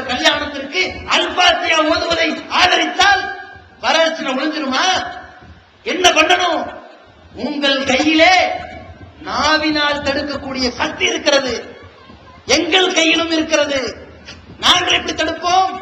வரதட்சணை வாங்காதீங்க, வாங்குற கல்யாணத்துக்கு போகாதீங்கன்னு தடுப்போம். நீங்க எப்படி தடுக்கணும்? வாங்க மாட்டோம், கொடுக்க மாட்டோம், வாங்குற கல்யாணத்துக்கு அனுமதிக்க மாட்டோம்னு தடுக்கணும். நீங்க தடுத்தால் நாட்டில் எத்தனையோ சமூக கொடுமை ஒழித்து போடுவதற்கு இது மிகப்பெரிய ஒரு பரிகாரமா இருக்குமா இல்லையா? இதை ஜமாத்தார் யோசித்து பாருங்க. நபிகள் நாயகம் ஸல்லல்லாஹு அலைஹி வஸல்லம் அவர்கள் எங்கெங்கெல்லாம் சமூக கொடுமைகள், சமுதாயத்தில் ஒரு சின்ன சீரழிவு அப்படி கசிய ஆரம்பிக்கிறோ அங்க போடுவாங்க பெரிய ஒரு அணை. அந்த இடத்துல அந்த சீரழிவிற்கு இனி வேலையே இருக்காத அளவுக்கு போடுவாங்க. எந்த மாதிரி தெரியுமா? சில நேரங்கள்ல நபிகள் நாயகம் ஸல்லல்லாஹு அலைஹி வஸல்லம் முகத்தினுடைய வர்ணனையை பற்றி நபித்தோழர்கள் சொல்வார்கள். அல்லாஹ்வின் தூதர் அவர்கள் நளினமாக பேசுவார்கள், அடக்கத்தோடு பேசுவார்கள், பணிவோடு பேசுவார்கள். ஒரு செய்தி ஒருவருக்கு புரியவில்லை என்றால் மீண்டும் சொல்லி அதை பேசுவார்கள்.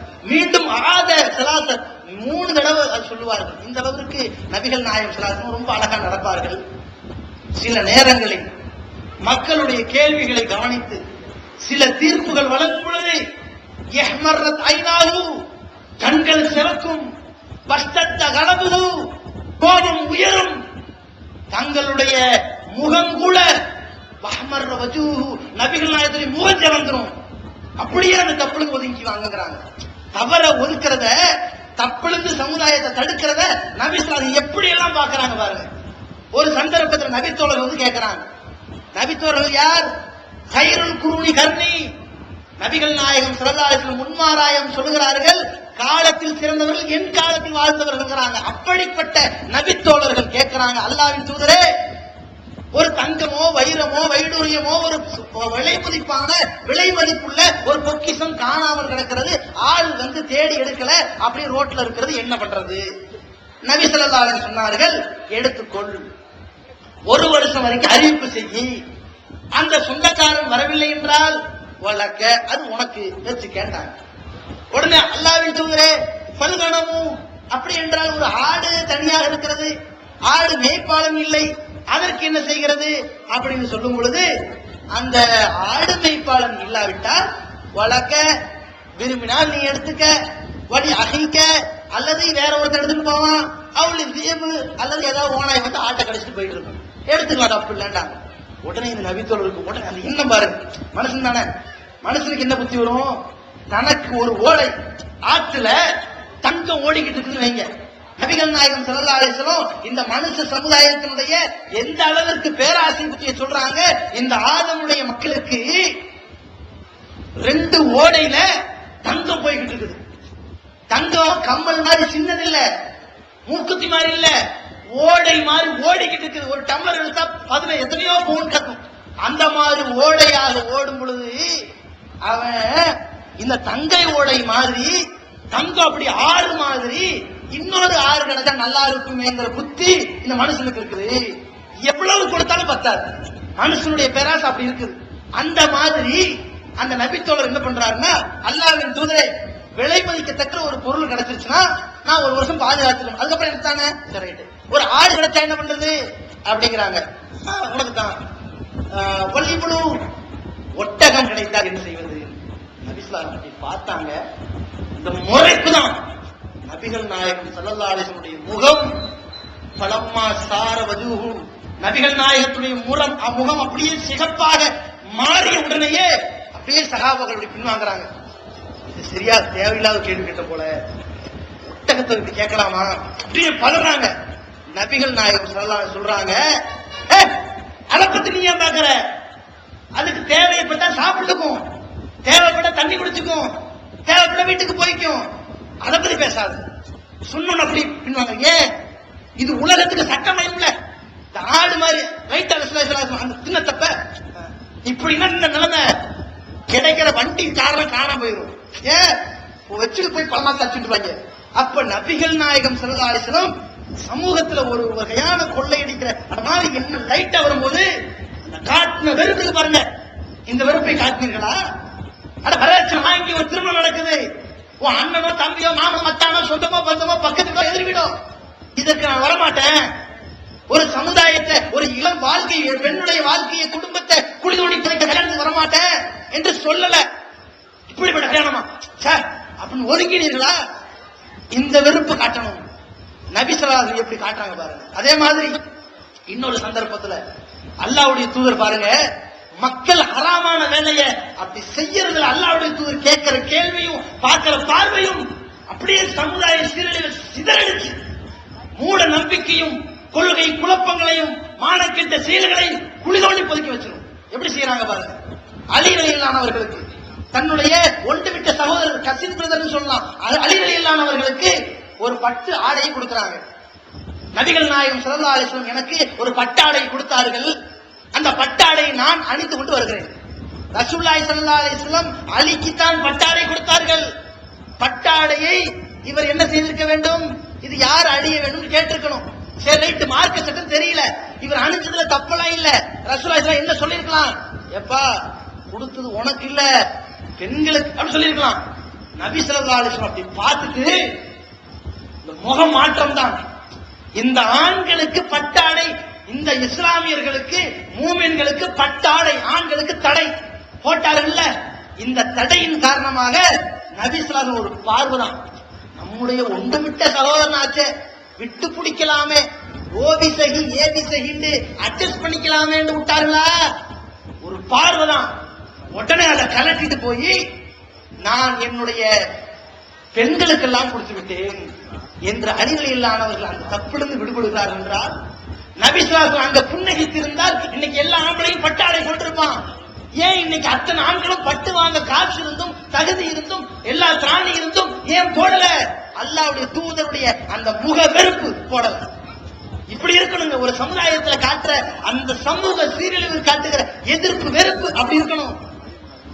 அதே மாதிரி நபி ஸல்லல்லாஹு அலைஹி வஸல்லம் இன்னொரு சந்தர்ப்பத்துல வீட்டுல உட்கார்ந்து ஈறுகோதி வச்சு தலையை சீவிக்கிட்டு இருக்கிறாங்க. சஹீஹுல் புகாரில 6241 பாக்குறோம். ஈறுகோதி இருக்குல்ல, பெண்கள் தலையை சீவிர மாதிரி, அதுல இருந்து விளக்கி சிக்க எடுக்கிற மாதிரி நபி ஸல்லல்லாஹு அலைஹி வஸல்லம் என்ன பண்றாங்கன்னா அந்த கம்பியை வச்சு இப்படி சிக்க எடுக்கிறாங்க. ஏன்னா அல்லாஹ்வுடைய தூதர் அவருக்கு இவ்வளவு முடி இருக்கு. எடுத்துக்கிட்டு இருக்கும் பொழுது ஒரு நபித்தோட வராது. அவருடைய என்ன தெரியுமா? நம்ம நபி ஸல்லல்லாஹு அலைஹி வஸல்லம் எட்டி பார்ப்போம் வீட்டுக்குள்ள, ஒருவேளை ரசூலுல்லாஹி தூங்கி இருந்தா பேசாம போயிருவோம், டிஸ்டர்ப் பண்ணி கூப்பிட்டா டிஸ்டர்ப் ஆயிரும்ல, எழுந்திருச்சுவாங்கல்ல, டிஸ்டர்ப் பண்ண வேண்டாம். ஒருவேளை முழிச்சிருந்தாங்கன்னா அல்லாஹ்வுடைய தூதரேன்னு பார்த்து பேசலாம்னு அப்படி எட்டி பார்த்துட்டாரு. உடனே நபிகள் நாயகம் ஸல்லல்லாஹு அலைஹி வஸல்லம் அப்படி பார்த்தோன்னு சொல்றாங்க, லவ் ஆலமு அன்னக தந்துருனி, நீ என்னை இப்படி எட்டி பார்க்கிறது மட்டும் நான் அறிந்திருந்தால் லதஅன்து பிஹி, இதன் மூலமா கண்ணை குத்திருப்பேன்.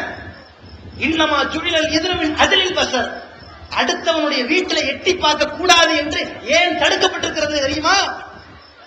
ஏன் ஒருத்தன் அடுத்தவனுடைய வீட்டுக்கு போவதா இருந்தால் அனுமதி கேட்டுத்தான் போகணும், உள்ள வரலாமான்னு பர்மிஷன் கேட்டுதான் போகணும்னு ஏன் தடுக்கப்பட்டிருக்கிறது தெரியுமா? எட்டி பார்க்க கூடாது. கண்ணை நோட்டி இங்க பிரச்சனை இல்ல, எங்க இஸ்லாமிய ஆட்சி நடைபெறுகிற நாடுகள். அப்ப என்ற அளவிற்கு நபி ஸல்லல்லாஹு அலைஹி வஸல்லம் அவர்கள் இந்த எதிர்ப்பை ஏன் காட்டுறாங்க?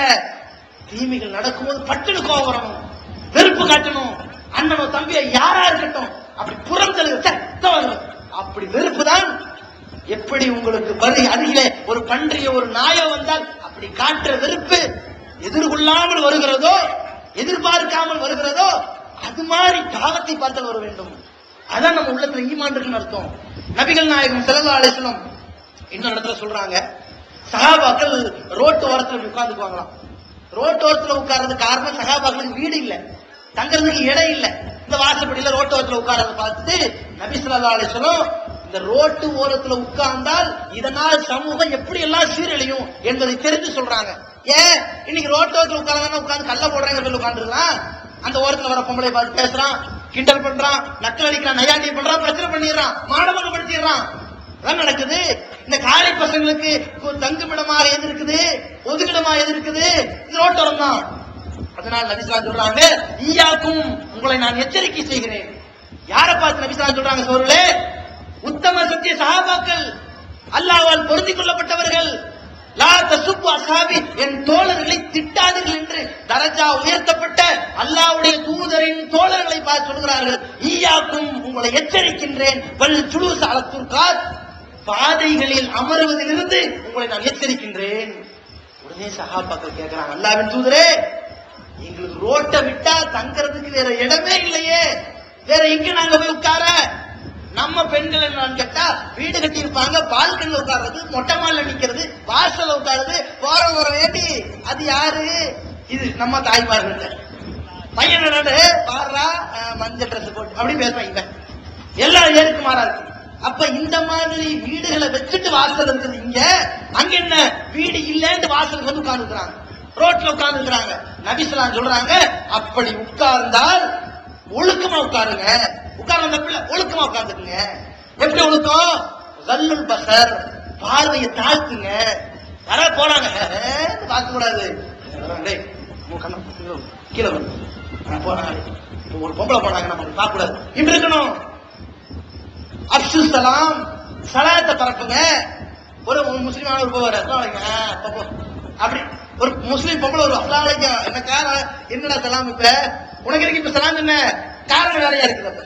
அப்ப சலாத்தை பரப்புங்கன்னா கண்ணியமா இருக்கணும். அதே மாதிரி நல்லதை சொல்லுங்கள், பாதையில ஏதாவது தீங்கு கிடைக்கிற பொருள் இருந்தால் ஓரத்துல தூக்கி போடுங்க, சமூக சேவை பண்ணுங்க, தீமையை தடுங்க. இப்படி ரோட்ல உட்காருங்க, இல்லாட்டி உட்காராதீங்கன்னு சொன்னார்களே, இது என்ன காரணம்? சமூக சீரழிவு வராமல் இருப்பதற்கு நபி ஸல்லல்லாஹு அலைஹி வஸல்லம் அங்கங்க கொடுக்கிற அடி அது. அதே மாதிரி நபிகள் நாயகம் ஸல்லல்லாஹு அலைஹி வஸல்லம் அவர்கள் இந்த சமுதாயத்தை ஒவ்வொரு சந்தர்ப்பத்திலும் உடைக்கிறாங்க. எந்த அளவுக்கு கேட்டா, மக்கள் ஒரு கட்டத்திலையும் சமூக சீரழிவின் பக்கம் போய்விடக் கூடாது, தன்னையும் அவ்வளவு ஒழுக்கமான் ஒழுக்க சீலன் என்கின்ற நிலையிலிருந்து சீப்பா நினைக்கவும் கூடாது. நபி ஸல்லல்லாஹு எப்படி வாழ்ந்திருக்கிறாங்க பாருங்க. அட ஒருத்தன் தீமைகளும் தடுக்கிறான்னு சொன்னா அவன் கரெக்டா இருக்கணும். ஏன்னா கேள்வி அப்படித்தானே வருது, நீ பெரிய ஒழுக்கமா, கராச்சி வாங்கக்கூடாது நீ பெரிய ஒழுக்கமா, வட்டி வாங்கக்கூடாது நீ பெரிய ஒழுக்கமா, கேள்வி வருது இல்ல. நபி ஸல்லல்லாஹு அலைஹி வஸல்லம் சமூக சீரழிவு வராமல் இருப்பதற்கான எல்லா முகாந்திர வேலைகளை செஞ்சுட்டு தன்னிடத்திலிருந்தும் சமூக சீரழிவுக்குரிய ஒரு சின்ன சிக்னல் கூட இல்லாம ஆகிட்டு போயிட்டாங்க. இதற்கும் நபி ஸல்லல்லாஹு அலைஹி வஸல்லம் அவர்கள் பல திருமணம் செய்தவர்கள். இந்த மாதிரி துறவரம்ங்கிற பேர் ஊரை ஏமாத்தல, திருமணம் செய்திருந்தாலும் எவ்வளவு ஒழுக்கமிக்க வாழ்க்கை, எவ்வளவு கண்ணியமான வாழ்க்கை, எவ்வளவு கற்பொழுக்கம் உள்ள வாழ்க்கை. நபிகள் நாயகம் ஸல்லல்லாஹு அலைஹி வஸல்லம் பத்தி அன்னை ஆயிஷா ரலியல்லாஹு அன்ஹா சொல்றாங்க, மா மஸ்ஸத் யது ரசூலுல்லாஹி ஸல்லல்லாஹு அலைஹி வஸல்லம் யதம்ராத்தின் கத்து, நபிகள் நாயகத்தினுடைய கை விரல் தன்னுடைய மனைவிமார்களை தவிர வேறு எந்த பெண்களையும் தொட்டது கிடையாது. எப்பேற்பட்ட ஒரு ஒழுக்க சீலன் பாருங்கள், ஒழுக்க சிராமணி பாருங்கள். எந்த அளவுக்கு என்றால் பையத்து செய்ய வருவார்கள். பையத்து என்றால் உறுதி பிரமாணம். அந்த உறுதி பிரமாணத்தை ஒரு இஸ்லாமிய ஆட்சி தலைவர்கிட்ட கொடுக்கணும், அல்லது அல்லாஹ்வுடைய தூதர் உயிரோடு இருந்திருந்தால் அவர்கிட்ட கொடுக்கலாம். அங்கங்க 4 பேர் கொடுத்த நான் தான் தலைவர், எனக்கு பையத்து கொடுறான்னா அவன் பிராட் பேர்வழி, ஏதோ கள்ளலாபம் சம்பாதிக்க போறான்னு அர்த்தம். அவன் கணக்கு இல்ல. சில பேர் சேக்கு பீர் முறிது என்ன தொட்டா நீங்க முஸ்லீம் ஆயிருந்து வருவான், அவன் கள்ள பேர்வழி, அவன் இல்ல. நபிகள் நாயகம் ஸல்லல்லாஹு அலைஹி வஸல்லம் அவர்கள்ட்ட பையத்து செய்யும் பொழுது ஆண்கள் வந்து செய்வார்கள், நான் இஸ்லாத்துக்கு வந்துட்டேன். பெண்களும் வருவார்கள், நான் இஸ்லாத்துக்கு வரேன்னு வருவாங்க.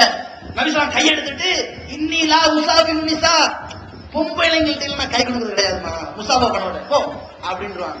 வாயில சொல்லு, நீ ஓரலா சொல்லிட்டு போயிரு, ஆம்பளை வரும் கை கொடுத்துட்டு போட்டோம். எப்படி எப்பேற்பட்ட வாழ்க்கை? ஏன் அல்லாஹ்வுடைய தூதரவர்கள் இவ்வளவு தடுத்தாங்களே, அவங்க சரியா என்று வரக்கூடாது. எந்த அளவுக்கு வரல பாருங்க, எந்த அளவுக்கு எச்சரிக்கை பாருங்க. ஒரு நாள் தன்னுடைய மனைவி சஃபியா பின்த் ஹுயை என்ற மனைவியோடு பேசிக் கொண்டிருக்கிறார்கள். 2 சஹாபாக்கள் பார்த்துக்கிட்டு இருக்கிறாங்க. நபி ஸல்லல்லாஹு அலைஹி வஸல்லம் சொல்றாங்க, இங்க வாங்க, என் மனைவின்றாங்க. உடனே சஹாபாக்கள் அப்படியே தூக்கி வாரி போடுது. அந்த யார சொல்ல அல்லாஹ் என்ன உங்களை போய் நாங்க தப்பா நினைக்குமா அப்படி கேள்வி. சஹாபாக்கள் நினைக்கிறாங்கன்னா நம்முடைய உயிரை விட மேலான தூதர் தப்பு செய்வாரா இப்படி நினைப்போமா அப்படின்னு கேட்கும் போது நபி ஸல்லல்லாஹு சொல்றாங்க, அதெல்லாம் கிடையாது. இன்ன ஷைத்தான எஜ்ரி மினல் இன்சானி மஜ்ரத்தம், ஷைத்தான் மனிதனுடைய ரத்த நாளத்துல ஓடிக்கிட்டு இருக்குதான். எப்படி எந்த மாதிரி திருப்பிட்டு போயிடுவான். பாருடா ரசூலுல்லாஹ் கூட தனியா ஒரு பொண்ணு கூட பேசுறாங்க, இதுல என்ன தெரியுது, ரோட்ல நின்று தனியா ஒரு பொண்ணு கூட பேசலாம்னு சட்டத்தை எடுத்து விட்டுருவாங்க. வரக்கூடாது, இது என் மனைவி கூட நான் பேசுறேன், மத்த பொண்ணிட்ட பேசல, நானும் ஒழுக்கமா இருக்கிறேன், என் மனைவி தான் பேசிருக்கிறேன், மத்த பெண்ணிட்ட பேசலன்னு காட்டின மூலமாக அல்லாஹ்வுடைய தூதர் அவர்கள் எவ்வளவு கவனம் பாருங்க இந்த சமுதாயத்தில். அட முகம்மதை பற்றி, அல்லாஹ்வுடைய தூதர் ஸல்லல்லாஹு அலைஹி வஸல்லம் அவர்களை பற்றி மக்கத்து காப்பீர்கள் எந்த மூலையிலாவது முக்கையாவது ஓரஞ்சாரத்திலாவது ஒழுக்கம் கிட்டவர் என்று சொன்னார்களா, கேடு கட்டவர் என்று சொன்னார்களா? இவருடைய காசுல இவருடைய கை சுத்தம் இல்ல, வாக்கு சுத்தம் இல்ல, காசு விஷயத்துல ஓட்டேன்னு சொன்னார்களா? சொல்ல முடிஞ்சதா? இவருடைய கேரக்டர் சரியில்லைன்னு சொல்ல முடிஞ்சதா? ஏன் முடியல? எந்த அளவுக்கு சொல்ல முடியலன்னா, நபிகள் நாயகம் ஸல்லல்லாஹு அலைஹி வஸல்லம் சவால் விடுறாங்க. இது எந்த மனுஷனாலையும் உலகத்துல எவனாலையும் விட முடியாது. திருக்குர்ஆன் தமிழாக்கம் பி ஜைனுல் ஆபிதீன். அனைவருக்கும் புரியும் எளிய நடை. தேவைப்படும் வசனங்களுக்கு தெளிவான விளக்கங்கள். கலை சொற்களின் விளக்கங்கள். திருக்குர்ஆன் எவ்வாறு அருளப்பட்டது, எவ்வாறு தொகுக்கப்பட்டது என்பது குறித்து முழுமையான விளக்கம். நபிகள் நாயகம் ஸல்லல்லாஹு அலைஹி வஸல்லம் காலம் முதல் இன்று வரை குர்ஆன் பாதுகாக்கப்பட்ட வரலாறு. திருக்குர்ஆன் இறைவனின் வார்த்தைகள் என்பதற்கான அடுக்கடுக்கான ஆதாரங்கள். முந்தைய பதிப்புகளை விட மெருகூட்டப்பட்ட செய்திகள், கூடுதலான பக்கங்கள், அழகிய வடிவமைப்பு, உயர்தரமான பைண்டிங். விலை ரூபாய் 300 மட்டுமே. வெளியீடு மூன் பப்ளிகேஷன், நம்பர் 83/3, முதல் மாடி, மூர்தரு, மண்ணடி, சென்னை 1. போன் 65690810. எப்பேற்பட்ட சவால், என்ன மாதிரி சவால் பாருங்க. நபிகள் நாயகம் ஸல்லல்லாஹு அலைஹி வஸல்லம் அவர்களை பார்த்து அல்லாஹ் சொல்கின்றான், குல் இன் குன்தும் துஹிப்பூனல்லாஹ ஃபத்தபிஊனி, நீங்கள் அல்லாஹ்வை விரும்பக்கூடியவராக இருந்தால் முஹம்மது ஆகிய என்னை பின்பற்றுங்கள். ஒருவர் தன்னை பார்த்து என்ன பின்பற்றுங்கள் சொல்றதா இருந்தா எப்படி சொல்லலாம்? அவருடைய வாழ்க்கையில தப்பே நடந்திருக்காதா? நபி ஸல்லல்லாஹு அலைஹி வஸல்லம் என் வாழ்க்கையில ஒழுக்கங்கட்ட காரியத்தை காட்டு. அந்த மாதிரி சவால். நம்ம யதார்த்தமாவது யாரோடைய ஒரு பொருளை வாங்கும் போதோ கொடுக்கும் போதோ பெண்ணுடைய கைப்பற்றிருக்கலாம். நம்ம கூட யோசிச்சிருப்போம், ஆமா நம்ம மனைவியுடைய தங்கச்சி மேல கை லைட்டா பட்டு இருந்திருக்கலாம், ஆமா மாமியார் மேல இப்படி கை ஒரு பொருள் வாங்க பட்டிருக்கலாம், ஆமா பட்டு ஏதாவது சொல்லிட்டு போயிருவோம். நபிகள் நாயகம் ஸல்லல்லாஹு அலைஹி வஸல்லம் அவர்கள் உத்தரவிட்டு சொல்றாங்க, இவர்களுடைய கை விரல் அந்த அடுத்த பெண்ணுடைய எந்த இடத்தையும் பட்டது கிடையாது, விரல் நுனி தொட்டது கிடையாதுன்னு சொல்றாங்கன்னா இந்த சவால் உலகத்துல யாராவது சொல்ல முடியுமா? அப்படிப்பட்ட வாழ்க்கை. அல்லாஹ் தஆலா குர்ஆன்ல சொல்றான், இன்னக்கல அலா குல்கின் அலைஹி நபியே முஹம்மதே, நீங்கள் மிக்க மேலான ஒரு நல்ல குணத்தோடு இருக்கிறீர்கள். இந்த நபி ஸல்லல்லாஹு அலைஹி வஸல்லம் அவர்கள் எப்படி மக்களை தாவா பண்ணாங்க தெரியுமா? இந்த தாவா பண்ணும்போது சொன்ன வார்த்தை பாருங்க, அது ஒண்ணு போதும் இந்த சமுதாயத்தை சீரழிந்து காப்பாத்துறது. என்ன வார்த்தை சொன்னார்கள்? மக்களே, இந்த சத்திய மார்க்கத்தை நான் கொண்டு வந்திருக்கிறேன், இறைவன் ஒருவன் தான் என்ற கொள்கையை கொண்டு வந்திருக்கிறேன்.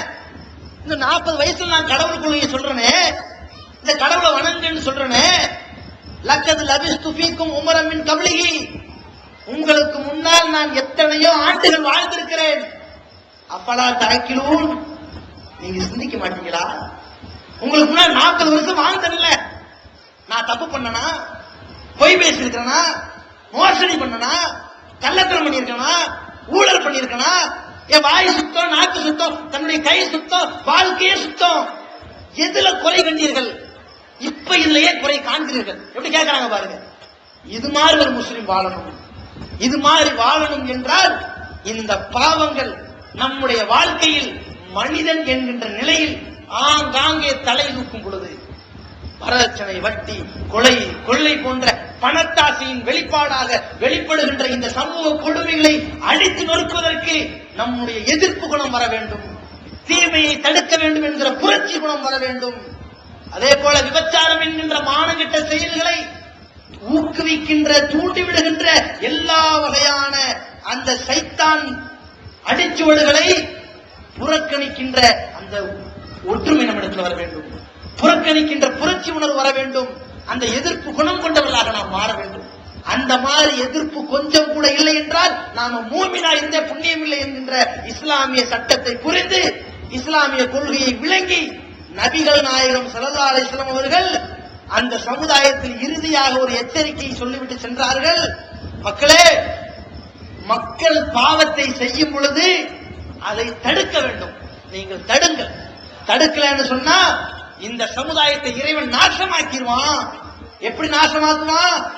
5வது அத்தியாயம் மாயிதா என்கின்ற திருக்குர்ஆனுடைய 5வது அத்தியாயத்துல 87, 88வது வசனங்களை இறைவன் சொல்கின்றான், லுஇனல்லதீன கஃபரு மின் பனி இஸ்ராயீல் மின் லிசானி தாவூத் வ ஈஸா இப்னு மரியம். தாவூத் அலைஹிஸ்ஸலாம் அவர்களுடைய நாவின் மூலமாக, நபி ஈசா அலைஹிஸ்ஸலாம் அவர்களுடைய நாவின் மூலமாக இந்த இஸ்ரவேல் சமுதாயம் சபிக்கப்பட்டார்கள், நாசமாகவே போய்விட்டார்கள். ஏன் தெரியுமா? கானூ லா யதனாஹூன அனில் முன்கர் ஃபஅலூஹு, அவர்கள் தீமையை தடுக்கவே இல்லை, அதை செய்து கொண்டிருந்தார்கள்.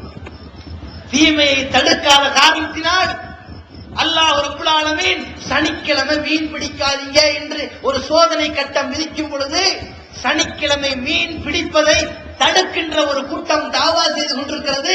நம்மை போன்று வரதட்சணை வாங்காதீங்க, வட்டி வாங்காதீங்க, விவசாயத்தில் ஈடுபடாதீங்க, புறக்கணிங்க, தனித்திருங்க, ஒன்றுபடுங்க, அல்லாஹ்வுக்கு பயப்படுங்க என்று சொல்வது போல ஒரு கூட்டம் சனிக்கிழமை மீன் பிடிக்க போகாதீங்க என்று தடுக்குது.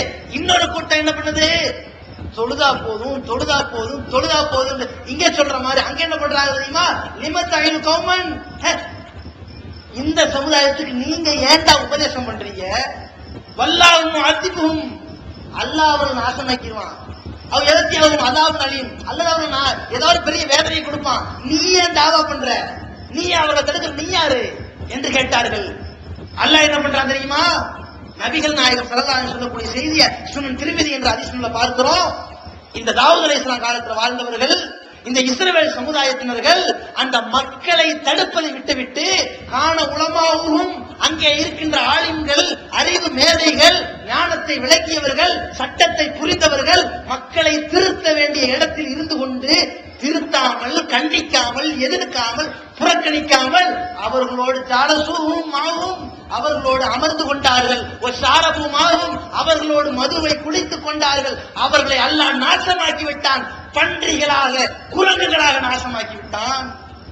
இப்படிப்பட்ட இழிவு நிலையிலிருந்து, இப்படிப்பட்ட ஒரு இழிபிறவிகளாக மாற்றப்படுவதிலிருந்து இந்த சமுதாயம் மீள வேண்டும் என்றால், சமூக சீரழிவிலிருந்து விடுபட வேண்டும் என்றால் நாம் உண்மை மூமின்களாக வாழ வேண்டும். உண்மை மூமின்களாக வாழ வேண்டும் என்றால் நன்மை ஏவக்கூடியவர்களாகவும் அதற்கு சமமாக தீமையை தடுக்கக்கூடிய நல்ல மனிதர்களாகவும் சிறந்த சமுதாயமாகவும் வாழ வேண்டும். அப்படிப்பட்ட பாக்கியமிக்க ஒரு பொறுப்பை அல்லாஹ் ரப்புல் ஆலமீன் நம் அனைவருக்கும் வழங்கி கண்ணியமான முஸ்லிம்களாக வாழ்ந்து இந்த இஸ்லாமிய சமுதாயத்தின் மூலமாக மற்ற சமுதாயங்கள் எல்லாம் இந்த சமுதாயத்தை ஒரு முன்மாதிரி சமுதாயமாக ஏற்று நடக்கின்ற ஒரு சிறந்த முன்மாதிரி அல்லாஹ் ரப்புல் ஆலமீன் ஏற்படுத்தி இந்த நபியை எல்லா மார்க்கங்களை எல்லாம் விட இந்த இஸ்லாத்தை சிறந்த மார்க்கமாக லியுலுகிரஹு அலத்தீனி குல்லிஹி, எல்லா மார்க்கத்தை விட இந்த இஸ்லாம் தனிச்சு நிற்கிறது என்பதற்குத்தான், இதை சொல்வதற்குத்தான் இந்த முஹம்மது வந்தார் என்று அல்லாஹ் சொன்னானே. அப்படிப்பட்ட இந்த தூதரை, இந்த இஸ்லாத்தை தனித்துவப்படுத்தி தனிச்சிறப்பை ஏற்படுத்தி கொடுத்த இந்த தூதரை போன்று வாழுகின்ற தூதரின் தோழர்களாக, தூதரின் சமுதாயமாக அல்லாஹ் ரப்புல் ஆலமீன் நம் அனைவரையும் ஆக்கிடுவானாக. வாஹிருதவானா அல்ஹம்துலில்லாஹி ரப்பில் ஆலமீன். அஸ்ஸலாமு அலைக்கும் வரஹ்மத்துல்லாஹி வபரகாத்துஹு. அல்லாஹ்